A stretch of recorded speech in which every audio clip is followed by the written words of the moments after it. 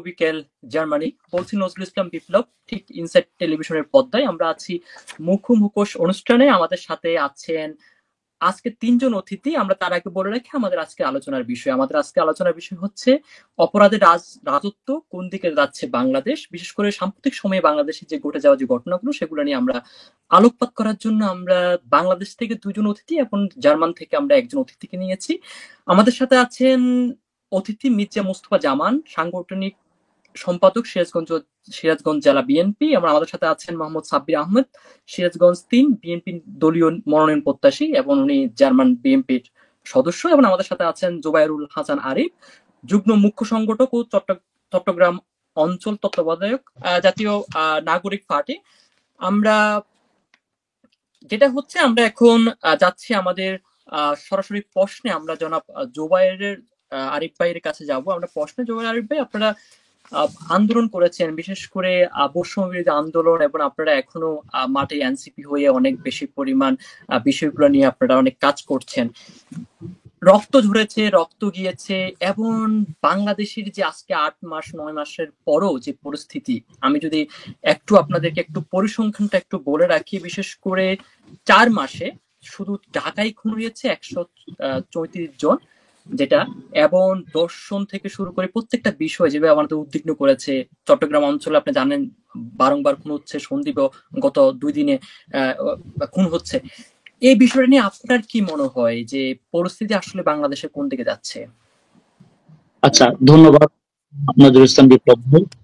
যে জিনিসটা আমি আসলে প্রথমে পয়েন্ট আউট করতে চাই সেটা হচ্ছে জাতীয় নাগরিক পার্টির পক্ষ থেকে তো আমরা দায়িত্বশীল আছি, এবং আমরা বাংলাদেশের যে জেলায় গণ অভ্যুত্থান হয়েছে ওই গণ অভ্যুত্থানে আমাদের সক্রিয় অংশগ্রহণ ছিল।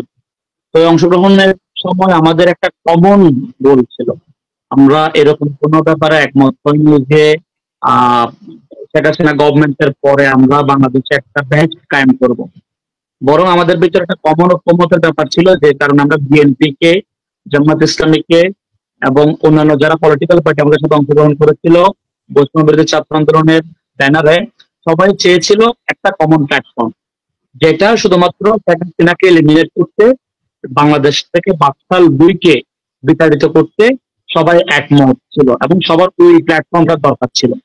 তো আপনারা দেখেছেন আমরা ওইটা ঠিকঠাক মতো সলভ করতে পেরেছি। আমরা শেখ হাসিনাকে বাংলাদেশ থেকে তাড়িয়ে ইন্ডিয়ায় পৌঁছাইতে সক্ষম হয়েছি। কিন্তু বাংলাদেশের দীর্ঘদিনের যে ফ্যাসিবাদী কালচার, বাংলাদেশের যে অথরিটেরিয়ান রেজিম, বাংলাদেশের জনগণের ভিতরের যে ইস্যুস গুলা, এগুলা ঠিকঠাক মতো আমরা আসলে ডিল করতে পারি নাই অ্যাজ এ কালেকটিভ স্টেটের জায়গা থেকে বলতেছি। তো ফলে আপনি যে বলেছেন সন্দ্বীপের কথা, ঢাকার কথা, চট্টগ্রামের কথা, এই সবগুলো ব্যাপার নিয়ে আসলে আমাদের দুঃখ পাওয়ার ব্যাপার আছে। যে আমরা চাইলে জুলাই যেভাবে একত্রিত হয়ে পুরো বাংলাদেশকে নেতৃত্ব দিতে পেরেছি, পুরো বাংলাদেশের সিঙ্গেল ভয়েস হইতে পেরেছি, জুলাই গণ অভ্যুত্থানের পরে আমরা নানান ইশারায় নানান কাজে এই জিনিসটা আর আমরা পারতেছি না।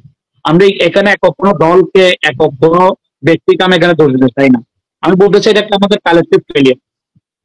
আপনি যদি এখানে আপনি খেয়াল করেন, আপনারা সবাই ইউরোপে আছেন, বাংলাদেশের যে কোনো পাবলিক ইউনিভার্সিটি যান, প্রাইভেট ইউনিভার্সিটি যান, সবার একটা স্বপ্ন দেখবেন এই ধরনের গিয়া বাইরে একটা ডিগ্রি নেওয়া, অথবা হচ্ছে কোনো একটা কাজে অংশগ্রহণ করা। নিজ দেশকে সে তার যে একটা বডি ওঠার ব্যাপার আছে, নিজ দেশকে যে স্বপ্ন দেখার ব্যাপার আছে, এই জিনিসটা নাই। আমরা চেয়েছিলাম জুলাইয়ের পর এটা করার জন্য, ক্রিয়েট করার জন্য, কিন্তু আমরা দেখেছি আমাদের মুরব্বী যারা আছেন ওনাদের থেকে আমরা ওই ধরনের হেল্প পাই নাই। আমরাও হয়তো ওই ধরনের প্রপোজাল নিয়ে আমাদের সামনে যাইতে পারি নাই। ফলে যে বেতনার ব্যাপারগুলো আমাদের ছিল আগে শেখ হাসিনা রেজিমের সময়, রেপের মতো ঘটনা, যে জেল জুলুম, তারপরে হচ্ছে আপনি যেগুলো বলেছেন আর কি, এই ধরনের ঘটনাগুলো রেগুলার ঘটতেছে। এবং এই ঘটনাগুলোর পিছনে ইন্টারিম গভর্নমেন্ট যেভাবে নিজের ইয়াটা দেখানো দরকার ওই ইয়াটা দেখাইতে পারতেছে। আমি স্পেসিফিক্যালি বলতেছি স্বাস্থ্য মন্ত্রণালয়ের কথা। যেমন ধরেন এই স্বাস্থ্য মন্ত্রণালয়ের আহতদেরকে, জুলাই গণঅভ্যুত্থান আহতদেরকে যেভাবে করার দরকার ছিল ওভাবে তো তারা পারে নাই। তারপরে শহীদ পরিবারকে যেভাবে ডিল করা দরকার ছিল ওভাবে ডিল করতে পারে নাই। ফলে এই ইস্যুস গুলো আমাদের অ্যাড্রেস করা দরকার ছিল। আমি মনে করি বাংলাদেশের যে প্রতিবাদী কালচার, বাংলাদেশের যে অথরিটেরিয়ান কালচার, এটা উপড়ানোর জন্য সবার এক হয়ে কাজ করা ছাড়া এটা আসলে এলিমিনেট করা সম্ভব না। এবং ইন্টারিম জনাব গভর্নমেন্টকে যদি জনাব আমরা অ্যাজ এ পলিটিক্যাল সবাই পার্টি, সবাই অ্যাজ সবাই দেখুন অর্গানাইজেশন সবাই হেল্প না এই করি, জায়গায় তাহলে একটু এটা আপনাকে সম্ভব না। একটু আপনাকে থামাবো। সবাই এক হবে, কিন্তু আপনাদের মধ্যে তো মতানৈক্য চলে এসেছে, এবং সবচেয়ে বড় কথা হচ্ছে মব জাস্টিস সাথে, বিশেষ করে বৈষম্য বিরোধী আন্দোলনের অনেক নেতা, আমরা বিভিন্ন সময় পত্রপত্রিকা এসেছে, অনেক নেতাই কিন্তু আপনি বৈষম্য কিংবা নাগরিক কমিটি থেকে পরবর্তী এমপি হয়েছে, আপনাদের নেতারা তো মব জাস্টিস ক্রিয়েট করেছে। আমি যদি একটু পরিসংখ্যান দেখাই আপনাদেরকে, যেটা হচ্ছে বাংলাদেশে যে লাস্টে যে বিষয়টা, বিশেষ করে আপনার যে অগাস্ট থেকে যে নভেম্বর পর্যন্ত সবচেয়ে বেশি পরিমাণ মব জাস্টিস হয়েছে, এবং এই সময়টাতে কিন্তু যে পরিস্থিতি, সেই পরিস্থিতি ধারাবাহিকতা কিন্তু এখন সেটা স্টপ হয়নি। আপনার কি মনে হয় না যে আপনারা একটা আন্দোলন করেছেন এবং আপনারা পুনরায় মব জাস্টিসের সাথে জড়িত আছেন, যেটা বিভিন্ন গণমাধ্যম উঠে আছে, এই জায়গাটা আপনি কি বলেন? First of all mob justice বলতে যে জিনিসটা আপনি মিল করতেছেন, আজকালকে যদি আওয়ামী লীগ আইসা বলে শেখ হাসিনাকে দেশ থেকে বিতাড়ন করাটা একটা মব জাস্টিস ছিল, বাংলাদেশের মানুষগুলা একটা মব জাস্টিস কায়েম করে বা শেখ হাসিনাকে মুক্তিযুদ্ধের কর্ণধারকে বাংলাদেশ থেকে বিতাড়িত করা হয়েছে, প্রথম বিতাড়িত করেছে। এটা কি মব জাস্টিস? মানে মব জাস্টিসের স্পেসিফিক সংজ্ঞায়ন থাকতে হবে। আপনি বলেছেন বৈষম্য বিরোধী ছাত্র আন্দোলন অথবা এনসিপিরা মব জাস্টিসের সাথে জড়িত, আপনি কোন ধরনের রেফারেন্স চান না, এভাবে তো আপনি অভিযুক্ত করতে পারেন না। বরং আমরা ইন্টারিম গভর্নমেন্টকে বলতেছি, আমরা আমরা আমরা যদি এই ধরনের ইস্যুস গুলা আমরা পাই, আসলে অভিযোগ আমরা করছি না, আমরা ডিল আসলে করতেছি। অভিযোগ করছি না। এই যে শিক্ষকদের গলায় মালা আপনি পরানো, বললেন যে না, হচ্ছে আপনার আমাদের কাছে পেপার পত্রিকা কাটিং আছে আমরা তো অথবা রেফারেন্স ইত্যাদি দিয়েছি, কিছু। আমরা অলরেডি আপনাকে পাঠিয়েছি রেফারেন্স গুলো, যে যে বিষয়গুলো আমরা যে রেফারেন্স গুলো দিয়েছি, আমরা বিভিন্ন পত্র পত্রিকার রেফারেন্স গুলো আপনাকে পাঠিয়েছি, আপনি জিনিসটা হয়তো পড়লে হয়তো জানতে পারতেন। এবং সেটা হচ্ছে, আমরা যদি একটু আপনাকে বলে রাখি, যেটা আমাদের এখানে যে বিষয়টা এসেছে, যে সবচেয়ে বেশি যেটা হচ্ছে ফেব্রুয়ারি মাসে ঢাকাতে খুন হয়েছে 38টি, এবং এই জায়গাটা থেকে আমরা যদি বলে রাখি ডাকাতি হয়েছে 46টি, ভাই সুতার এগুলোর সাথে আমি এগ্রি করি, 49টি, কিন্তু এগুলো সব কি মিলিয়ে। অথবা বৈষম্য বিরোধী ছাত্র আন্দোলন করেছে? না না, আমি ঠিক স্পেসিফিক না, কিন্তু আপনারা তো একটা আন্দোলন করেছেন, আপনারা এই একটা মানুষের ভাই অধিকারের আমরা তো জন্য আন্দোলন বলেছিলাম করেছেন, আমরা ওই বিপ্লবী সরকার রক্ষা গঠন করতে করি। পারলেন না কেন? আসিফ, আমাদের উপদেষ্টা আসিফ আসিফ মাহমুদ একটা বইও লিখেছে যে যেই দিন বাংলাদেশের ইন্টারিম গভর্নমেন্ট গঠন করার জন্য বড় বড় পলিটিক্যাল পার্টির কাছে রিচ করা হচ্ছিল, অ্যাপ্রোচ করা হচ্ছিল, ওনারা তখনও বলতেছিলেন হচ্ছে একটা 2-3 মাসের ভিতর আপনারা ইলেকশন দিয়ে দেন অথবা একটা সিস্টেমে অলওয়েজ চলে যান। তাহলে দেশটারে গঠন করার জন্য একটা তো ব্যাপার দরকার। আপনি আমাকে তখনই দায়ী করতে পারবেন যদি আমার দায়িত্ব এটা থাকতো। এই ইন্টারিম গভর্নমেন্ট হচ্ছে, আমি যেটা মনে করি, জুলাই গণ অভ্যুত্থান পরবর্তী সময়ে পুরো বাংলাদেশের গভর্নমেন্ট, আমার গভর্নমেন্ট আপনার গভর্নমেন্ট, ঠিক আছে? পপুলার ভোটের চাইতে এটা আরো বেশি গুরুত্বপূর্ণ, কারণ একটা রক্তাক্ত ম্যান্ডেটের ভিতর দিয়ে এটা আসছে, জুলাই গণ অভ্যুত্থানের ভিতর দিয়ে আসছে, ঠিক আছে? তো ফলে এই গভর্নমেন্টের কাজগুলো আমাদের প্রত্যেকের ব্যর্থতা, কোন একটা স্পেসিফিক দলের অথবা পার্সনের ব্যর্থতা না। এটা হচ্ছে আমার বলার জায়গাটা আর কি। কিন্তু এই জায়গায় আমাদের হতাশার ব্যাপার আছে, যেভাবে আমাদের আসলে রোল প্লে করা দরকার ছিল, যেভাবে এগুলোতে গুরুত্বপূর্ণ ভূমিকা রাখা দরকার ছিল, এটা আমরা রাখতে পারিনি। এবং এই রাখতে না পারাটা as a political party, as a politician আমার ফেলিওর, আমি মনে করি আমাদের সবার ফেলিওর এটা। যে ধরনের ওকে একটা ওকে, আমরা গণঅভ্যুত্থান আমরা পরবর্তী আমরা বাংলাদেশ আমরা আমরা দেখতে ঠিক চেয়েছিলাম, যে আমরা তো আমরা দেখতে পারি ব্যর্থতার নাই। জায়গা থেকে জনাব, আমরা ঠিক আমরা ঠিক ব্যর্থতার জায়গা থেকে জনাব মোস্তফা জামানের কাছে যাচ্ছি। জনাব মোস্তফা জামান, আপনি সাংগঠনিক সম্পাদক সিরাজগঞ্জ জেলা বিএনপি, এবং আপনি অবশ্যই দেখেছেন যে বিশেষ করে নভেম্বর থেকে এই পর্যন্ত ঢাকার যদি পরিসংখ্যানটা আপনি দেখেন অবাক হয়ে যাবেন। আমরা কিন্তু একটা জায়গায় কিন্তু আন্দোলন করেছি, এবং আমরা দেখেছি আপনারা সম্পৃক্ত হয়েছেন প্রত্যেকটা দল, বিশেষ করে আমাদেরকে আরিফ সাহেব যেটা বললো যে প্রত্যেকটা দলে কিন্তু এখানে সম্পৃক্ত ছিল, এবং আমরা সবাই মিলে একসাথে কাজ করেছি। আপনার কাছে কি মনে হয় যে বিএনপি একটা প্রধান রাজনৈতিক দল, এই দল কি আসলে জায়গাটা স্টপ করতে পারতো কিনা, বা তাদের কোনো ভূমিকা ছিল কিনা এই জায়গায়? জি মোস্তফা সাহেব। আসলে আসসালামু আলাইকুম। আমি আপনাদের মাধ্যমে যারা এই আজকের এই টক শো আলোচনায় সবাই দর্শকবৃন্দ রয়েছেন, দেশি বিদেশি যারা বসবাস করছেন, আমি সকলকে আমার সিরাজগঞ্জ জেলা বিএনপির পক্ষ থেকে আপনাদেরকে ধন্যবাদ জানাচ্ছি। আজকে আমি ইতিমধ্যে এনসিপির যে নেতা চিটাগাংয়ের মুখ্য সংগঠক, ওনার বক্তব্য আমি শুনলাম।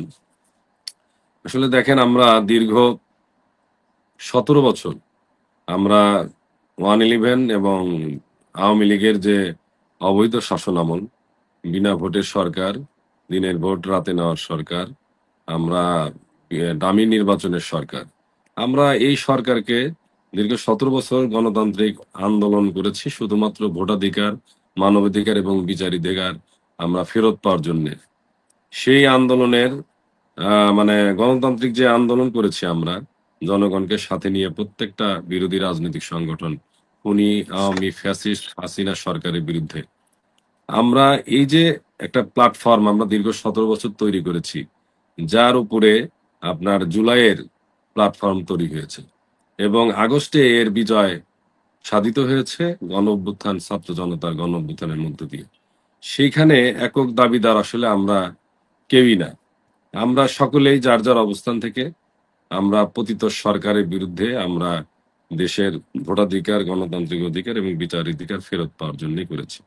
এখন আমাদের যারা তরুণ নেতৃত্ব যারা ছিল, বিশেষ করে ছাত্র সমাজ, এই ছাত্র সমাজ আপনার বিজয় লাভ করার পরে একটি যে বিপ্লবী সরকার হওয়ার কথা ছিল, সেই আসলে সংবিধান বজায় রেখে মানে কখনো আমাদের যে স্বপ্ন যে পতিত সরকার চলে গেছে, আমরা যদি সেই সংবিধান বহাল রেখেই যদি আমরা আসলে আমাদের সবকিছু ফিরে পেতে চাই, আমরা নতুন করে আগাতে চাই, তাহলে কিছু আসলে সম্ভব হয় না। সংবিধানের আলোকে আমাদের আগাইতে হয়, যে কারণে আমাদের এই বিপ্লবী সরকার গঠনের যে সুযোগ ছিল, সেই সুযোগটা কিন্তু আসলে যারা বিশেষ করে জুলাইয়ের যারা ছাত্র নেতৃত্ব দিয়েছেন, স্কুল কলেজ বিশ্ববিদ্যালয়ের ছাত্ররা, সেখানে বিএনপি জামাত মানে প্রত্যেকটা বিরোধী রাজনৈতিক সংগঠনের নেতার নেতৃবৃন্দের পরিবারের যারা সন্তান, যারা স্কুল কলেজে পড়াশোনা করতো, তারা কিন্তু এর সাথে সম্পৃক্ত ছিল। আসলে আমরা এই জায়গায় আমি বলবো যে ঐক্যের যে বিশেষ করে এই যে ছাত্র জনতা যারা আজকে এনসিপি নিজেরা পরিচয় দিচ্ছে, একটা নিজেরা যে মানে সঠিক একটা ভূমিকায় অবতীর্ণ হতে পারতো, কিন্তু সেই অবস্থান থেকে তারা কিন্তু সরে গিয়ে একটা দল গঠন করেছে। তারা নিজেদের স্বার্থে, নিজেদের ক্ষমতার মানে যাওয়ার একটা ঠিক আছে, আহ, জনাব আহ, মোস্তফা, আমরা এই জি জায়গাটা থেকে একটু চাচ্ছি, যেটা হচ্ছে যে রাজনৈতিক দল করার অধিকার সবারই আছে এবং রাজনৈতিক দল আছে। আমরা কি জি আসলে পরে জানবো যে আসলে আপনি কথাটা বলেছেন কি যে বিএনপি ভোট কমানোর জন্য বিএনপি প্রতিদ্বন্দ্বী হচ্ছে বিদেই কি আপনি আসলে এনসিপি কে সে দোষারোপ করতেছেন কিনা সেটা আমরা একটু পরে না জানবো। না না, কিন্তু প্রশ্নে আসে না, এটাই প্রশ্নে আমাদের আসে না প্রশ্নটা ঠিক বিএনপি। এখানেই আমাদের আমাদের জি প্রশ্নটা ঠিক এখানে এই জায়গাটাতে যে আমরা যখন একটা জায়গায় যে দর্শনের কথা শুনি আমরা, নারীদের বিশেষ করে নারী শিশু নির্যাতনটা অনেক বেশি পরিমাণ বেড়ে গেছে। তারপরে কথা আছে আপনাদের মব জাস্টিস কিংবা বিভিন্ন প্রকার দখলদারিত্ব, চুরি ডাকাতি, এই জায়গাগুলো কি মনে হচ্ছে না একটা বড় রাজনৈতিক দল হিসেবে আপনাদের উপরে বর্তায় এই বিষয়গুলো? আপনার কাছে কি মনে হয় এই জায়গায়? না, আসলে দেখেন, এটা বিএনপি তো এখনো মানে জনগণের রায় নিয়ে ক্ষমতায় অধিষ্ঠিত হয় নাই। বিএনপি এখনো কিন্তু বিরোধী দলেই আছে এবং দীর্ঘদিন তারা নির্যাতন নিপীড়নের মধ্য দিয়েই আজকে এই পর্যায়ে এসেছে। আর বিএনপির মানে আমাদের যে চাওয়া পাওয়া ছিল, আমরা জনগণকে সাথে নিয়ে, ছাত্র জনতাকে সাথে নিয়ে আমরা চাইছিলাম যে সুন্দর ঐক্যের মধ্য দিয়ে আমরা এই যে অন্তর্বর্তীকালীন সরকার, যে সরকার এই ছাত্র জনতার বিপ্লবের মধ্য দিয়ে যে ফসল, সেই সরকার আমরা তাদের মাধ্যমে, ঐক্যের মাধ্যমে আমরা দেশের আইন শৃঙ্খলা, আমরা দেশের যে অপরাধ প্রবণতা, এগুলো কমিয়ে আনার জন্য কিন্তু ইচ্ছা করলে এই যে আজকে যারা, যাদের বয়স খুব একটা না, যারা নতুন একটা সংগঠন খুলেছে, তারা যে স্টাইলে কথা বলে প্রতিপক্ষ বানিয়ে ফেলেছে অলরেডি বিএনপি জামাত বা অন্যান্য যারা সংগঠন, দীর্ঘদিনের রাজনৈতিক সংগঠন, পরীক্ষিত, রাজপথে নিপীড়িত নির্যাতিত, তাদেরকে এন্টি বানানো ঠিক হয় নাই। তাদেরকে একসাথে নিয়ে আজকের এই অপরাধ প্রবণতা, এটিকে আমাদের সকলে মিলে ঠিক আমরা ঐক্যবদ্ধভাবে আমরা এটি ঠিক করা আমরা আমরা হচ্ছে। যাবো, আমরা ঠিক সেই যাচ্ছি জায়গায় জনাব। বিএনপি এর দায় দায়িত্ব কেন নেবে? বিএনপি তো এখনো নিরপেক্ষ নির্বাচনের জন্য মানে কথা বলে যাচ্ছে, আন্দোলন করে যাচ্ছে। সেই জায়গায় বিএনপি দখল করে জনগণের রায় নিয়ে যদি আপনি কি ক্ষমতায় যায়, তখন সাম্প্রতিক আপনি সময়ে এই নিউজ প্রশ্নটা পেপার আমাকে করতে পড়েছেন পারতেন। যে হাট জি জাত মাঠ কে দখল করে? এই যে বাজারগুলা যে ইজারা, কোরবানির হাটের ইজারা কে দখল, কি কার আন্ডারে? তারপরে আপনি দেখেছেন আপনার এলাকার উপজেলার স্কুল কলেজগুলোতে যান, ওখানকার যে কমিটি হচ্ছে এরা কারা? তারপরে এই যে আপনার বিভিন্ন প্রকার সরকারি বিভিন্ন কাজগুলো এই বিষয়গুলো করে কি?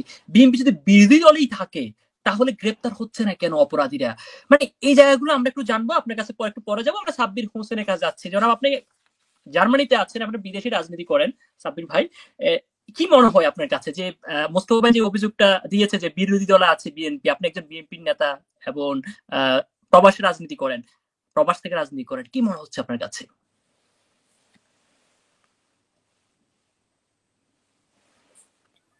আসসালামু আলাইকুম। আজকের অনুষ্ঠানের সম্মানিত সঞ্চালক এবং আমার সহ আলোচক বৃন্দ, এনসিপি নেতা এবং আমাদের সিরাজগঞ্জ জেলা বিএনপি নেতা মোস্তফা ভাইকে, যে বিষয়টি আমরা আলোচনা করছি, দেশে মারাত্মক আকারে আইন শৃঙ্খলা পরিস্থিতির অবনতি কেন ঘটেছে, এটা আসলে আমাদের আজকে আলোচনার মূল টপিক। আসলে আলোচনায় দেখেন যে জিনিসটা উঠে আসলো, মূল সমস্যাটা হচ্ছে আপনার ম্যানেজমেন্টে। 5ই আগস্ট স্বৈরাচারী শেখ হাসিনার পতনের পরে 8ই আগস্ট যখন ইউনূস সাহেব সরকার গঠন করলেন, তার কাছে জনগণের প্রত্যাশার পারদ ছিল অনেক বেশি। আমাদের জাতীয়তাবাদী দলের ভাইস চেয়ারম্যান তারেক রহমান এই সরকার, শেখ হাসিনা সরকার পতনের জন্য তিনি কিন্তু সেই গত 15 বছর ধরে আমাদেরকে নিয়ে রাজপথে আন্দোলন করছেন। এরপরে ছাত্র জনতার সম্মিলিত আন্দোলনের ফল এবং অন্যান্য দল ছিলেন, জামাত বলেন, এবং ছাত্রদের যে সংগঠন ছিল বৈষম্য বিরোধী ছাত্র আন্দোলন, এছাড়া বাম সংগঠনগুলো সবাই কিন্তু ঐক্যবদ্ধভাবে জুলাই বিপ্লবের মাধ্যমে শেখ হাসিনা সরকারের পতন হয়। পতন হওয়ার পরে আপনি চিন্তা করেন, 5ই আগস্ট বিকেলে আমাদের স্বপ্ন ছিল যে এই বাংলাদেশটা একটা সোনার বাংলাদেশ গড়ে উঠবে, যে বাংলাদেশের স্বপ্ন শহীদ প্রেসিডেন্ট জিয়াউর রহমান 1980 সালে দেখেছিলেন, যে বাংলাদেশের একটা ট্রেইলার উনি 4 বছর শাসন আমলে দেখিয়েছিলেন। কিন্তু দুঃখজনক ভাবে ইউনূস সাহেব একজন নোবেল বিজয়ী হওয়া সত্ত্বেও তার কাছে যে প্রত্যাশার পারদ ছিল তিনি সেটা পূরণ করতে পারেননি। এখানে তার রাজনৈতিক প্রজ্ঞার ভুল, আর দ্বিতীয় হচ্ছে ওনার আপনার রাজনৈতিক দূরদর্শিতার অনেক মারাত্মক অভাব আছে। কারণ উনি সরকার গঠন করার সময় উনি যাদেরকে উপদেষ্টা নিয়োগ করেছেন তার সিংহভাগ উপদেষ্টায় বড় ধরনের কোনো পজিশন আগে হোল্ড করেননি এবং বেশিরভাগই এনজিও থেকে আসা। ফলশ্রুতিতে দেখা যাচ্ছে যে আপনার এই তত্ত্বাবধায়ক সরকার উপদেষ্টাদের আসিফ নজরুল ঢুকে পড়ার পরে বা আরো সালাউদ্দিন আহমেদ ঢুকে পড়ার পর অর্থ উপদেষ্টা প্রত্যেকেই তাদের কানেকশনের লোকজনকে এবং আপনার ছাত্র আন্দোলনের প্রথমে দুজন ঢুকেছিলেন, নাহিদ এবং আসিফ মাহমুদ, এদের কানেকশনের লোকজনকে আপনার উপদেষ্টা বানায়। মানে যোগ্যতার যে ইম্পর্টেন্ট হয়ে যায় যে তার কার সাথে কার রিলেশন আছে, লিঙ্ক আছে। পরে দেখা যাচ্ছে যে আপনি দেখেন যিনি স্বরাষ্ট্র উপদেষ্টার দায়িত্বে আছেন তিনি কিন্তু তার দায়িত্ব ঠিকভাবে পালন করতে পারছেন না। এর আগে যারা স্বরাষ্ট্র উপদেষ্টা স্বরাষ্ট্রমন্ত্রী ছিলেন বা ওই পজিশন হোল্ড করেছেন তত্ত্বাবধায়ক সরকারের সময়, তাদের একটা দাপট ছিল, কিন্তু দুঃখজনক ভাবে বর্তমানে স্বরাষ্ট্র উপদেষ্টার সেরকম কোনো দাপট নেই। এছাড়া যাদেরকে পুলিশ প্রধান নিয়োগ দেওয়া হচ্ছে, রিটায়ারমেন্ট থেকে নিয়ে সে পুলিশ প্রধান নিয়োগ দেওয়া হয়েছে। তারপরে হচ্ছে আপনি দেখেন অন্যান্য উপদেষ্টার দিকে আমি আলোকপাত করি, স্বাস্থ্য উপদেষ্টাকে তার কিন্তু কার্যক্রমের কোনো ভূমিকা নেই। আপনি যখন আইন শৃঙ্খলা পরিস্থিতি আপনার অবনতি শুধু যে আপনার একটা সেক্টরের উপর নির্ভর করে তা কিন্তু না। আপনি যখন দেশে দেখেন আপনি জনাব সাব্বির, আপনি তো দোষ দিচ্ছেন, বুঝলাম যে ওনাদের ভূমিকা নিয়ে দেশটা হয়েছে, কিন্তু আপনাদের একটা বড় দল, আপনাদের ভূমিকা কি? আপনারা রাজনীতি কার জন্য করেন? হ্যাঁ, আমি বলছি রাজনৈতিক দলের ভূমিকা কি, আমরা সহযোগী হিসেবে সহযোগিতা করছি। আমাদের দলের থেকে যারা আপনার অপরাধে বা আপনার জবরদখলে জড়িত হয়েছে সেরকম আমরা 3000+ নেতাকর্মীকে দল থেকে বহিষ্কার করা হয়েছে, তাদের পদ স্থগিত করা হয়েছে। কিন্তু লোকালে যে প্রবলেমটা হয়েছে সেটা হচ্ছে লোকালে ম্যানেজমেন্টটা ভেঙে পড়েছে। আপনি যদি জেলা পর্যায়ে খোঁজ নেন তাহলে দেখবেন যে প্রত্যেকটা রাজনৈতিক দল, সেটা বিএনপি হোক, জামাত হোক, এনসিপি হোক, তাদের বিভিন্ন নেতা প্রশাসনের প্রভাব বিস্তার করার চেষ্টা করছেন। আর প্রশাসনটা হচ্ছে আওয়ামী লীগের। দেখা যাচ্ছে যে চারোদিক থেকে আপনার বিভিন্ন দল, গ্রুপ, উপগ্রুপ এবং প্রশাসনের ভেতরে থাকা আওয়ামী লীগ এবং হাইব্রিড আওয়ামী লীগ, এদের সম্মিলিত কারণে দেখা যাচ্ছে যে কোনো জায়গায় একটা জায়গার দখল নিয়ে সংঘর্ষ হচ্ছে, আপনার হাট বাজার ইজারা নিয়ে সংঘর্ষ হচ্ছে। আওয়ামী লীগ এখন দখল নিয়ে সংঘর্ষ করে, আপনি কি মনে করেন? একটা জিনিস করেন, সেটা হচ্ছে যে ফেস দুইটা থাকে। আপনি দেখেন আপনার সালমান এফ রহমান, আপনি যদি তার প্রপার্টির হিসাব করেন, আপনি যদি তার ব্যবসা প্রতিষ্ঠান, আপনার বেক্সিমকো গ্রুপ থেকে বিভিন্ন গার্মেন্টস প্রতিষ্ঠান হিসাব করেন, তার কিন্তু অর্থ সম্পদের পরিমাণ তেমন পাবেন না, আপনি সেটা 1 বিলিয়নও পাবেন না। কিন্তু আপনি জানেন যে বেনামে তাদের কত সম্পদ আছে। তো পলিটিক্সটা এরকম যে আপনার ধরেন আওয়ামী লীগ নেই, কিন্তু আওয়ামী লীগের যে পরিমাণ লুটপাট করেছে বা আওয়ামী লীগের লোকজন বা তাদের আত্মীয় স্বজন কিন্তু এখন আছে। যেটা আগে ধরেন আওয়ামী লীগের সভাপতি বা সেক্রেটারি হ্যান্ডেল করতো, সেটা এখন তার আত্মীয় স্বজন হ্যান্ডেল করছে, বা প্রশাসনের ভেতর বাংলাদেশে যেটা করছে সবকিছু আওয়ামী লীগের, আপনার কি মনে হয় যে আওয়ামী লীগের লোকই করছে এখন যেটা হচ্ছে? না, আমি সম্পূর্ণ আওয়ামী লীগকে দোষ দিচ্ছি না, কিন্তু যেটা হচ্ছে যে প্রশাসনের মধ্যে থাকা আওয়ামী লীগের আত্মীয় স্বজন তারা বিভিন্ন রাজনৈতিক দলের সাথে সংযুক্ত হচ্ছে, ইনফ্লুয়েন্স করছে, এবং বিভিন্ন রাজনৈতিক দলে থাকা দুর্বৃত্তপরায়ণ মানুষগুলো। আপনারা কি করছেন? বিএনপি কি করছে এখানে? আমি সেটা বলছি যে আপনারা জাতীয়তা, আমাদের বিএনপির মধ্যে সবাই তো ধোয়া তুলসী পাতা আমি দাবি করছি না তো, কিন্তু বিএনপির মধ্যেও যাদের মন মানসিকতা আওয়ামী লীগের মতো বা লুটপাটের মন মানসিকতা, তাদের সাথে আওয়ামী লীগ সংযুক্ত হচ্ছে। আপনি চট্টগ্রামে খোঁজ নিতে পারেন, ঢাকায় খোঁজ নিতে পারেন, সেখানে যারা লুটেরাদের শ্রেণী, তাদের আসলে নির্দিষ্ট কোনো দল নেই। আপনি দেখেন এনসিপির কয়জন নেতাকে তারা আপনার মনে করেন বহিষ্কার করেছে। বগুড়া তানভীর, সে 400 কোটি টাকা 4 মাস ইনকাম করেছে, চিন্তা করেন, আপনার ডিসি নিয়োগ, এসপি নিয়োগ করে, তা কিন্তু দল থেকে তারা বাদ দিয়েছে। এরপর আপনি এপিএস ধরছে নাহিদ উপদেষ্টা আপনার আসিফ মাহমুদ সজীব ভুইয়ার।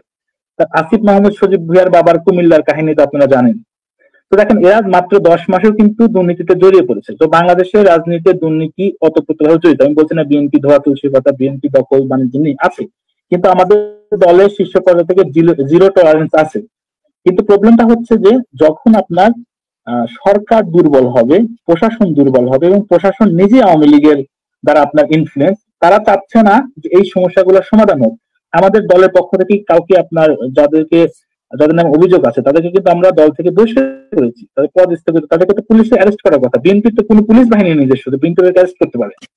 কিন্তু পরিসংখ্যান কি বলছে, নিউজ পেপার কি বলছে, আমি একটু আপনাকে শোনাই যে দেশ রূপান্তর একটা নিউজ আমি আপনাকে অলরেডি পাঠিয়েছি। যে নিউজে যেটা বললো সেটা হচ্ছে বিশ্লেষকেরা মনে করেন যে 5 আগস্টের পরে শীর্ষ সন্ত্রাসী ও আন্ডারগ্রাউন্ডের বা আন্ডারওয়ার্ল্ডের অপরাধীদের ছেড়ে দেওয়ার কারণে অন্য অপরাধীরা উৎসাহিত হয়। তারাই ঢাকা সহ দেশের বিভিন্ন স্থানে চাঁদাবাজি, খুন ও আধিপত্য বিস্তারের কেন্দ্র করে অপরাধ জড়াচ্ছে। এসব অপরাধীদের বিষয়ে পুলিশ কোনো নজরদারি নেই, কারণ পুলিশের বহুমুখী কাজে যুক্ত করা হচ্ছে। এই জায়গাটাতে আপনাদের কথা এবং নিউজের কথা পুরোপুরি কমপ্লিটে যাচ্ছে। আমি ঠিক আপনার কাছে একটু পরে আসবো, আমরা জনাব জোবাইর আরিফের কাছে আমরা আবার ফিরে যাব। জনাব, আমরা একটু প্রশ্ন করব। দোষ দেওয়া হচ্ছে তানভীর দুর্নীতি করেছে, আসিফ মাহমুদের সহকারী দুর্নীতি করেছে, এবং আপনি কিছুক্ষণ আগে আমাদের একটা প্রশ্নকে যেটা প্রত্যাখ্যান করেছেন যে মব জাস্টিসের বিষয়ে আপনাদের বিষয়টা ওইভাবে সম্পৃক্ত নাই। কিন্তু বিএনপি তো দোষ দিয়েছে যে আপনারা যেটা হচ্ছে, আমাদের মোস্তফা ভাই যেটা বলেছেন যে আপনারা একটা নতুন দল আসতে পারতেন, আপনারা দল করলেন, আপনারা নতুন একটা ছাত্র বিষয়টা একটা ঐক্য জায়গা তৈরি না হয়ে আপনারা একটা দল করলেন। এই জায়গা থেকে দোষটাকে আপনি কিভাবে দেখছেন? এবং এনসিপি একটা জায়গাতে আপনারা একটা আন্দোলনের একেবারে খুব গুরুত্বপূর্ণ অংশীদার, সে জায়গাটা থেকে আপনারা কেন পারেননি এই জায়গাটা একটু কন্ট্রোল করতে? আচ্ছা, ধন্যবাদ মির্জা মুস্তফা জামান ভাই এবং ইঞ্জিনিয়ার সাব্বির ভাইকে। ফার্স্ট আমি যেটা বলতে চাই সেটা হচ্ছে, ভাই মুস্তফা ভাই বলছেন এনসিপি পার্টি করা আসলে ঠিক হয় নাই, বরং জনগণের ভিতর থাকা যেভাবে বৈষ্ণবদের ছাত্র আন্দোলনের মতো আমরা করেছি ওইভাবে থাকাটা ছিল। আমিও মনে করি সামহাও ধরে নিলাম যে ওটা ঠিক ছিল। আপনি ওটাকে ওভাবে ধরে নিয়ে বাংলাদেশের বাকি সব পলিটিক্যাল পার্টির কাজকর্মগুলো দেখেন। আমরা একটা স্বপ্ন নিয়ে, আমি ইউনিভার্সিটি গ্রাজুয়েট, ইংলিশ লিটারেচার থেকে অনার্স মাস্টার্স করছি, ঠিক আছে, আমি সিভিল সার্ভিস অথবা কোনো একটা কিছু ব্যবসা বাণিজ্য করতে পারতাম। এগুলো না করে তো আমার আসলে দরকার ছিল না দিকে আসার। এটা আসার অন্যতম কারণ হচ্ছে আমাদের পলিটিক্যাল জার্নিটা দেওয়ার, আমাদের পলিটিক্যাল পার্টিকুলার যে শপথ, পলিটিক্যাল পার্টিকুলার যে ব্যর্থতা, এগুলোকে ঠিকঠাক করা। বিএনপি, জামাত ইসলামী এবং অন্যান্য দলগুলা প্রত্যেকে যদি আমাদেরকে দেখাতে পারতেন, ওকে বাবা তোমরা বছর ধরে ছাত্র আন্দোলন করছো, 16 বছরের যে ইয়াটারে আমরা দীর্ঘ ফাইটের মাধ্যমে পরাজিত করতে পারি নাই, তোমরা এটা করে দেখাইছো, এবার তোমরা যাও বাংলাদেশটাকে সেকেন্ড রিপাবলিক করার যে ব্যাপার ওইটা আমরা করবো, আমরা তখন ছেড়ে দিতাম।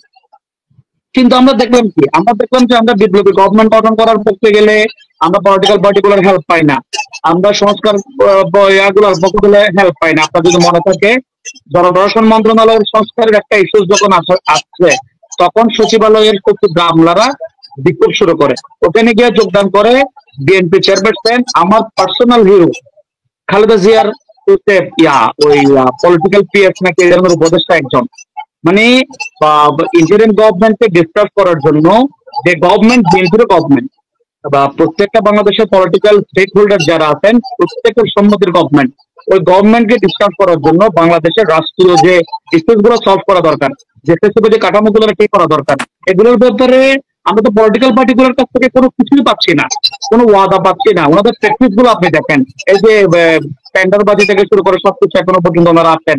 80 জন আপনি মার্ডার হচ্ছে বলতেছেন, বেশিরভাগ ক্ষেত্রে আপনি দেখবেন অপোজিশন পলিটিক্যাল পার্টিগুলোর কারণে হচ্ছে। আপনি ভাই বলতেছেন বিএনপি অপোজিশন পার্টি, আপনি গভর্নমেন্টের লিস্ট গুলো নেন, টেন্ডারের লিস্ট গুলো নেন, আপনি ব্যবসা বাণিজ্যের লিস্ট গুলো নেন, আপনি পতিত আওয়ামী লীগের খোঁজ খবর গুলো নেন, সবাই ক্যালকুলেট দিচ্ছেন আমাদের পলিটিক্যাল অপোজিশন লিডার গুলা। ঠিক আছে, আপনি ধরেন হচ্ছে আমি চট্টগ্রামের কথা বললে আমি সবকিছু আপনার যদি এখন ওপেনলি বলি ব্যাপারটা সামনে আসবে। তো ফলে আমি বলতে চাই বিএনপি কে যদি আপনি অপোজিশন পার্টি বলেন না, আমি মনে করি এই গভর্নমেন্ট বিএনপি এনসিপি জামাত আরো যারা যারা আছে প্রত্যেকের গভর্নমেন্ট, এখানে কোনো অপোজিশন পার্টি নাই, কিন্তু BNP act like it is the opposition party. আমি মনে করি এটা নট গুড অ্যাপ্রোচ। তাদের উচিত আমরা যেভাবে অথবা আমরাও যেভাবে ঠিকঠাক মতো করতে পারতেছি না, যারা যেভাবে হেল্প করা দরকার ইন্টারিম গভর্নমেন্টকে, ইউএস গভর্নমেন্টকে, যে কারণে আমরা নিয়ে আসছি যে ফেসিবাদী কাঠামোগুলো তুমি বিলুপ্ত করে দাও, বাংলাদেশ নির্বাচন কমিশন ভাবে সংস্কার করে দাও, দুর্নীতি দমন কমিশন সংস্কার করে দাও, তারপরে বিচার ব্যবস্থা সংস্কার করে দাও, সংবাদপত্রের যে মিডিয়া এস্টাবলিশমেন্ট এগুলো সংস্কার করে দাও, দেন তুমি বিদায় নাও, আমরা পলিটিক্যাল গভর্নমেন্টকে পাই। কিন্তু এই গভর্নমেন্টের কাছ থেকে আমরা কোনো কিছু পাওয়ার আগেই যদি এই ধরনের একটা লাইনে আমরা চলে যাই, সবগুলা ইস্যু যেটা আমরা সরকারি দলের মধ্যে ইউজ করা সত্ত্বেও এটা তো একটা বিগ ফেলিউরের জায়গা। এবং আমি বলতে চাই এই ফেলিউরের থেকেই আমাদের আসলে এনসিপি গঠন করা। আমরা দেখতেছি আমাদের পলিটিক্যাল পার্টিতে যারা আছেন, যারা আমাদেরকে জুলাই গণঅভ্যুত্থানে হেল্প করেছেন, ওনাদের ঠিকঠাক মতো অ্যাপ্রোচটা আমরা পাচ্ছি না, একটা ব্যাপার। দ্বিতীয় একটা ব্যাপার হচ্ছে ভাই, আমি আমার ইয়াগুলো একটু শেষ করি, আপনি এরপর আমার করেন, আমি জাস্ট 2 মিনিট নিব। ইয়া বলছেন হচ্ছে ইউনুসের যেগুলো হচ্ছে মিনিস্টার অথবা উপদেষ্টা চয়েসিং এগুলো ভুল ছিল, মেবি মেবি নট, আমি নিজেও স্বাস্থ্য মন্ত্রণালয়ের সমালোচনা করছি, কিন্তু আমার জায়গা থেকে পলিটিক্যাল পার্টিগুলোর জায়গা থেকে আমাদের পলিটিক্যাল পার্টিগুলোকে ইউনুসকে যেভাবে হেল্প দেওয়া দরকার ওইভাবে কি দরকার মানে দিচ্ছে। আপনি পরশু দিনের হচ্ছে সংস্কারের সাথে ইউনুস এর যে আলাপ আলোচনা এগুলো আপনি খেয়াল করেন। আমরা যে আমরা বলতে ইন্টারিম গভর্নমেন্টের কথা বলতেছি, ধরেন ইন্টারিম গভর্নমেন্ট একটা প্রপোজাল দিল যে পরপর 2বারের বেশি প্রধানমন্ত্রী হওয়া যাবে না। আমরা দেখতেছি আমাদের বিগ পলিটিক্যাল পার্টিগুলো এগুলোর সাথে দ্বিমত পোষণ করতেছে। তারপর আমি লাস্ট একটা জিনিস করে আমি শেষ করতেছি, সেটা হচ্ছে পলিটিশিয়ান আমাদের কিছু এনসিপি লিডার এবং আসিফ মাহমুদের পিএস এর ব্যাপারে কথা বলা হচ্ছে। আমি বলতে চাই আসিফ মাহমুদ এনসিপির কোনো পার্ট না, সে গণ অভ্যুত্থানের সরকারের অংশীদার, সেটা আমারও মন্ত্রী যেমন আপনারও মন্ত্রী, সবার মন্ত্রী, সে এনসিপির পার্ট না। তাছাড়া সে নিজে তাকে বহিষ্কার করা থেকে শুরু করে সে নিজে দাবি করেছে ইনভেস্টিগেশনের জন্য যারা যারা এসেছে সবাই কিছু সর্বোচ্চ হেল্প করেছে। এটা আওয়ামী লীগের সময় আপনি টোটালি পাবেন না, এটা বিএনপির সময়ও পাবেন কিনা আমি জানি না, এভাবে ইয়া করাটা। এবং আরেকটা জিনিস ভাই আমি শেষ করতে চাই, শুধু এটা বলে বিকাশের ইস্যুতে নাহিদকে করাপ্টেড হিসেবে একটা হচ্ছে প্রপাগান্ডা ছড়ানো হয়েছে, তারপরে ওই যে আরো নানান ইস্যু গুলো ছড়ানো হয়েছে, এগুলো যখনই আমরা ওই পত্রিকা অফিস থেকে ইয়া নিতে গিয়েছি, প্রমাণ নিতে গিয়েছি, এরা বলছে ভাই আমরা সরি ভুল ইয়া হয়ে গেছে। তার মানে বাংলাদেশে মিডিয়া এস্টাবলিশমেন্ট কোন একটা পলিটিক্যাল পার্টির মতো করে চলতেছে, না আওয়ামী এস্টাবলিশমেন্টের হয়ে চলতেছে। তারা এক একটা রিপোর্ট করে, সবগুলো বই রিপোর্ট, যখনই আমরা এগুলোর করতে চাই ডিবাঙ্ক করতে চাই, আমরা যখনই মিস ইনফরমেশন গুলো কাউন্টার করতে চাই, তারা বলে যে আমরা সরি, অ্যাজ ইফ এটা একটা মস্কারি। আমরা এটা এমন ভাবে আইডেন্টিফাই করি যে বাংলাদেশের নতুন বন্দোবস্তের যে কথা আমরা বলতে চাচ্ছি এটা সফল হোক, এটা পুরনো এস্টাবলিশমেন্ট চাচ্ছে না। আরিফ সাহেব, আমরা যাচ্ছি মোস্তফা সাহেবের কাছে। মোস্তফা সাহেব, 2টে প্রশ্ন, আরিফ সাহেবের কথাগুলো শুনেছেন আপনি, আমরা 2টে প্রশ্নে আপনার কাছে যাবো। প্রথম কথাটা হচ্ছে কেন সাহায্য করছেন না, কেন দুষ্টামি করছেন আপনারা? এই যে আপনারা এত কষ্ট করে এত 17 বছর 15 বছর আপনারা ক্ষমতার বাইরে, বিশেষ করে 20 বছরের বেশি সময় বাইরে, 5 সাল থেকে তো বাইরে, দুষ্টামি করার দরকার কি? আপনারা একটু এই বাচ্চা কাচ্চা ছেলেদের সাথে একটু ভালো করে ইয়ে করবেন না? একটা প্রশ্ন সেটা। সেকেন্ড প্রশ্নটা হচ্ছে, আপনারা জুলাই আন্দোলনে বললেন যে আপনারা সম্পৃক্ত ছিলেন, আপনাদের অনেক নেতাকর্মী মারা গেছে, সবকিছু হয়েছে, আপনাদেরকে কোন জিনে, কোথায় থেকে, কোন পেতাত্তা আপনাদেরকে বিরোধী দল বানালো? মানে এটা আমার মাথায় ধরতেছে না। একজন সঞ্চালক হিসেবে একটু বলবেন যে কেন সাহায্য করছেন না এবং কেন আপনারা কিভাবে বিরোধী দল হলেন, একটু পরিষ্কার করবেন।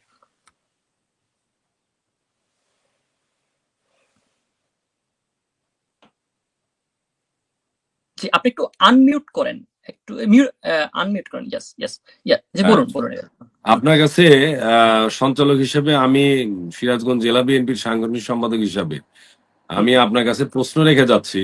আর এনসিপি যে নেতৃত্ব দিয়ে আজকে এখানে টক শোতে এসেছেন, বয়সে তরুণ ছাত্র, এখনো ছাত্রত্ব শেষ হয়নি, কিন্তু তাদের এখন অনেক কিছুই আমাদের শোনা লাগছে এবং আমরা আমাদের প্রশ্নের উত্তর তাদের কাছে আমাদের দেওয়া লাগতেছে। আসলে আপনি দেখেন যে জুলাই আগস্টের যে বিপ্লব, সেই বিপ্লবের পরবর্তী যে সরকার গঠন হইল, এই সরকারের কাদের ভূমিকা ছিল, এই সরকারের উপদেষ্টা নিয়োগে কাদের ভূমিকা ছিল, এই মানে ডিসিএসপি আপনার মানে সারা বাংলাদেশে যে আওয়ামী লীগের যে দোসররা আছে এখনো রন্দে রন্দে, এদের পরিবর্তনের হাতের ছোঁয়া কাদের আছে? আপনার বিএনপি কে আজকের এই প্রশ্নের সম্মুখীন বিরোধী দলে বানানোর পিছনে কাদের হাত রয়েছে? আপনার এই বিএনপি একটা বৃহৎ রাজনৈতিক সংগঠন, সেই সংগঠনকে কাজে লাগানোর দায়িত্ব কাদের ছিল? আমরা আজকে কেন বিরোধী দল কথা বলছি? 17 বছর বিরোধী দলের মানে আমরা দায়িত্ব পালন করেছি। সেই পরিস্থিতিতে আমরা সেই মানে বিরোধী দলে অবস্থানে আমরা ছিলাম। এখন কেন আমরা এই বিজয় অর্জনের পরেও আমরা এই মানে বিরোধী দলের ভূমিকায় আছি, এটা আমাদের বলতে হচ্ছে।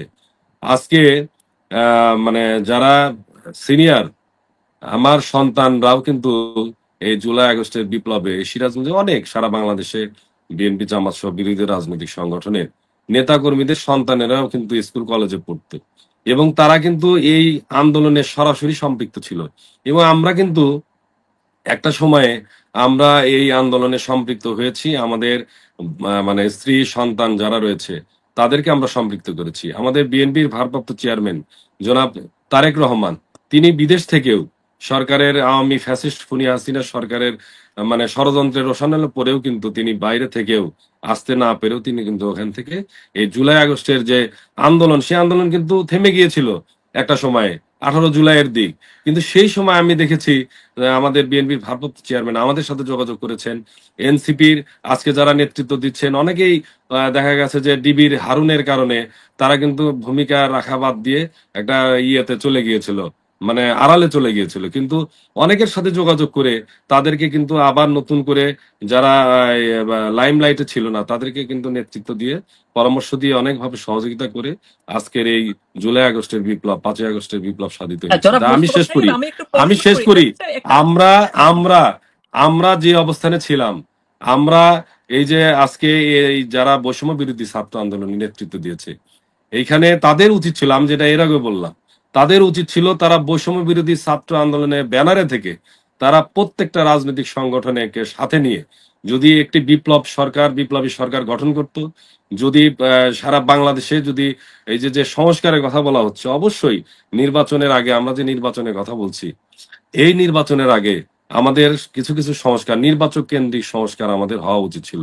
সেটি বিএনপি কিন্তু না করে নাই। 10 মাস চলে গেছে অলরেডি। এই 10 মাস কি একটা অন্তর্বর্তীকালীন সরকারের জন্য যথেষ্ট না? 3 মাসে যদি একটা কেয়ারটেকার গভর্নমেন্টের অধীনে যদি নির্বাচন হতে পারে, তাহলে 10 মাস একটি সরকার, যে পতিত সরকার পলায়ন করেছে, তাদের দোসররা নিজেরা জেল খাটছে, অনেকে পালিয়ে বেড়াচ্ছে, অনেকে দোসর মানে হয়তো বা বিভিন্ন জায়গায় প্রশাসনের মানে বিভিন্ন জায়গায় সচিবালয় বিভিন্ন জায়গায় রয়েছে, কিন্তু তারা কিন্তু আসলে ভূমিকা রাখতে যে বিভিন্নভাবে ব্যর্থ হয়েছে। কিন্তু আমরা সহযোগিতা করতে চাইলেও এনসিপি গঠন করার পরে আমাদেরকেই সেই এনসিপি প্রশ্নবিদ্ধ করানো হয়েছে, তারা আমাদেরকে বিরোধী দলের অবস্থানে আবার নিয়ে গেছে এবং আমরা আমাদের যে সহযোগিতা নেওয়ার কথা ছিল তাদের, সেটি কিন্তু আসলে তারা নেয় নাই। একবার জামাতকে সঙ্গে নিয়েছে, একবার আপনার আমরা এমনও দেখেছি যে আপনি আর একটা প্রশ্ন করেছেন যে আমরা বৃহৎ সংগঠন, আওয়ামী লীগ নাই, এই সময়ে আমরা যে মাঠে ময়দানে আছি, জুলাই আর যে আন্দোলন, এই বিপ্লব যে ঘটলো আগস্টে, 5ই আগস্টে, আমরা তারপরে চেয়ার বিভিন্ন জায়গায় খালি হয়েছে, কিন্তু চেয়ার কিন্তু খালি নেই। কিন্তু অনেক জায়গায় আমরা দেখেছি নিয়মের মধ্য দিয়ে কিন্তু চেয়ারগুলো পূরণ হয়েছে। যেহেতু বৃহৎ সংগঠন, আমাদের মানে প্রত্যেকটা ঘরে ঘরে আমাদের কিন্তু আমি নেতাকর্মী আমি রয়েছে। আমি আমি সেই আমি শেষ করি, আমি সেই জায়গায় আমাদের আপনার বলছেন যে আমাদের অনেক নেতাকর্মী যাদের বিরুদ্ধে অভিযোগ রয়েছে, হ্যাঁ, এরকম ঘটনা 2-4টা জায়গায় যে ঘটেনি তা না, ঘটেছে। এবং সেই জায়গায় সেনাবাহিনী সরাসরি হস্তক্ষেপ করেছে। এবং আপনার জানেন যে আমাদের বিএনপির ভারপ্রাপ্ত চেয়ারম্যান উনি কিন্তু সরাসরি এই যে আমাদের মানে সাব্বির সাহেব কিন্তু বলেছেন যে আমাদের বিএনপির ভারপ্রাপ্ত চেয়ারম্যান তিনি কিন্তু হস্তক্ষেপ করে তাদের বিরুদ্ধে শোকজ, বহিষ্কার এবং পদ স্থগিত রেখেছে। এবং সেনাবাহিনী বা আইন শৃঙ্খলা বাহিনী কিন্তু অনেককে ধরেছে এবং তাদেরকে অনেকে কিন্তু জেলেও গিয়েছে। এই অবস্থায় আমরা কিন্তু আসলে আমাদের বিএনপির ভারপ্রাপ্ত চেয়ারম্যান সবসময় কিন্তু অপরাধ যাতে সংগঠিত না হয়, এটি যাতে ঠিক থাকে, আইন শৃঙ্খলা পরিস্থিতি ঠিক রাখার জন্য তিনি কিন্তু বারবার ভূমিকা রেখেছেন। সেই জায়গায় এনসিপির যে বিরুদ্ধে কিন্তু আঙুল কিন্তু অনেক ভাবে উঠেছে, যেটি সাব্বির ভাই বলেছে উপদেষ্টাদের মধ্যে থেকে অনেকের দুর্নীতির অভিযোগ রয়েছে, তার ঠিক আমরা এপিএসদের আমরা রয়েছে। আমরা আমরা আমি আমরা বলি যাবো। ছাত্র বৈষম্য বিরোধী ছাত্র আন্দোলন যারা এনসিপির দায়িত্বে রয়েছে তাদের বিরুদ্ধে প্রত্যেকটা ডিস্ট্রিক্টে, আমরা ডিস্ট্রিক্ট পর্যায়ে রাজনীতি করি, তো এইখানেও আমরা দেখেছি তারা বিভিন্ন জায়গায় দুর্নীতির মানে গ্রস্ত হওয়ার পথে কিন্তু তা অনেকেই হাত মানে পা বাড়িয়েছে। এবং আমরা দেখেছি আওয়ামী লীগের অনেক নেতা হয়তো বা জামিন পেয়ে হয়তো বের হচ্ছে, সেইখানেও কিন্তু দেন দরবার করা হয়েছে।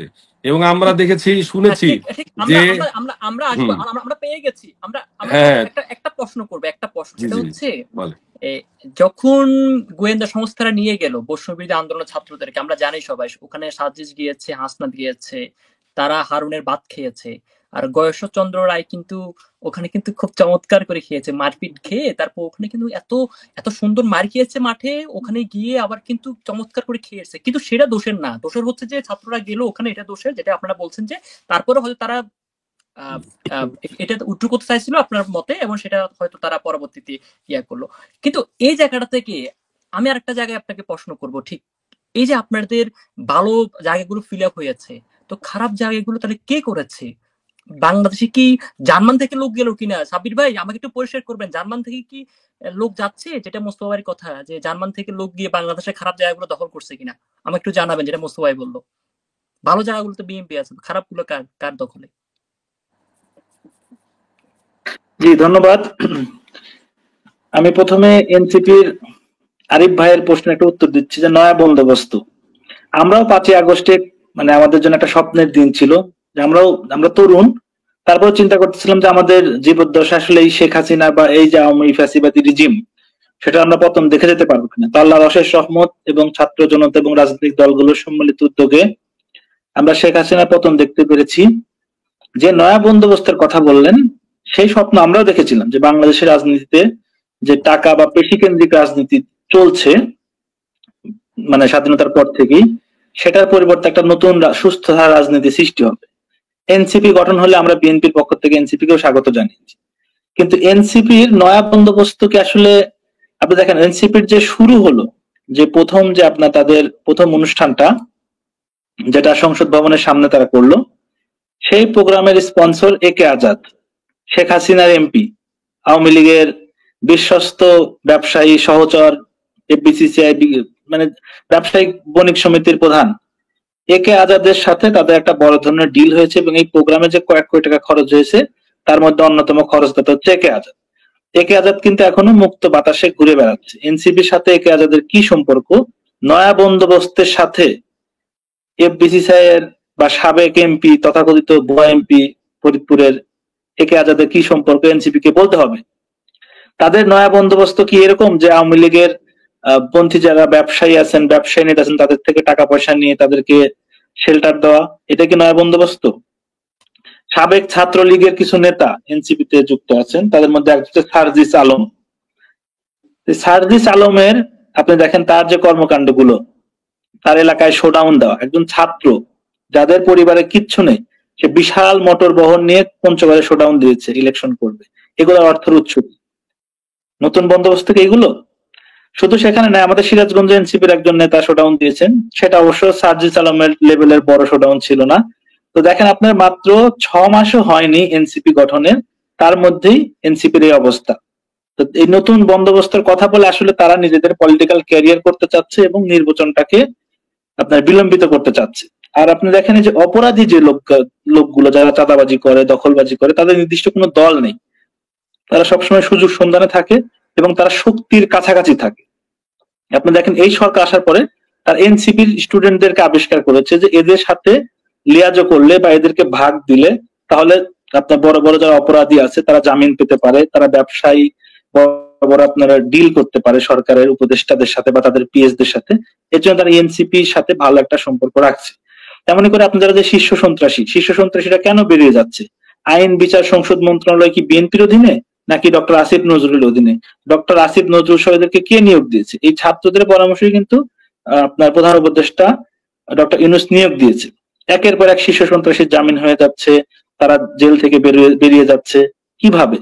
এই প্রশ্ন উত্তর খুঁজতে হবে। সরকারের সাথে এনসিপির অঙ্গাঙ্গী সম্পর্ক। ইউনূস সাহেব পদত্যাগ করতে চাইলেন, সেখানে তো বাংলাদেশের সবচেয়ে বড় দল বিএনপির সাথে তো কোনো কথা হলো না। সেখানে নাহিদ বললেন যে ইউনূস সাহেব পদত্যাগ করবেন।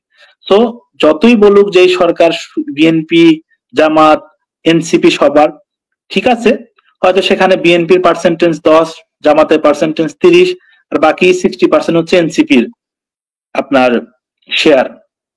আর যারা অপরাধ করছে তাদের ব্যাপারে বিএনপির জিরো টলারেন্স। বিএনপির ভারপ্রাপ্ত চেয়ারম্যান তারেক রহমান এবং আমাদের স্থায়ী কমিটি তারা কঠোর অবস্থানে আছেন। যারা অপরাধ করছেন তারেক রহমানের সরাসরি নির্দেশ তাদেরকে গ্রেপ্তার করুন, এবং তাদেরকে গ্রেপ্তার করছে। কোথাও বিএনপির নেতাকর্মীরা যারা গ্রেপ্তার হয়েছে তাদেরকে বাঁচানোর জন্য দলীয়ভাবে কোনো উদ্যোগ নেয়নি, তাদের জামিন ধরারও চেষ্টা করেনি।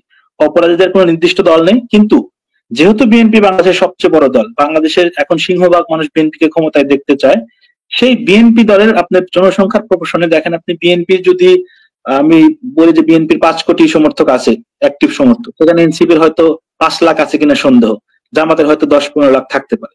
আপনি দেখেন সংখ্যা অনুপাতে বিএনপিতে আপনি ফল বেশি পাবেন, এটা বাস্তবতা, যেহেতু আওয়ামী লীগ নেই। কিন্তু এই সমস্যার মূলে হচ্ছে এই ফ্যাসিবাদী শেখ হাসিনা রেখে যাওয়া প্রশাসন এবং তার আপনার অর্থ, এবং এই যে একটা সম্মিলিত রাজনৈতিক অপরাধী চক্র, এই সকলে মিলেই বাংলাদেশে এই ভয়াবহ আপনার অপরাধ, যেটা অর্থনৈতিক অপরাধ বলেন বা আপনি ফৌজদারি অপরাধ বলেন।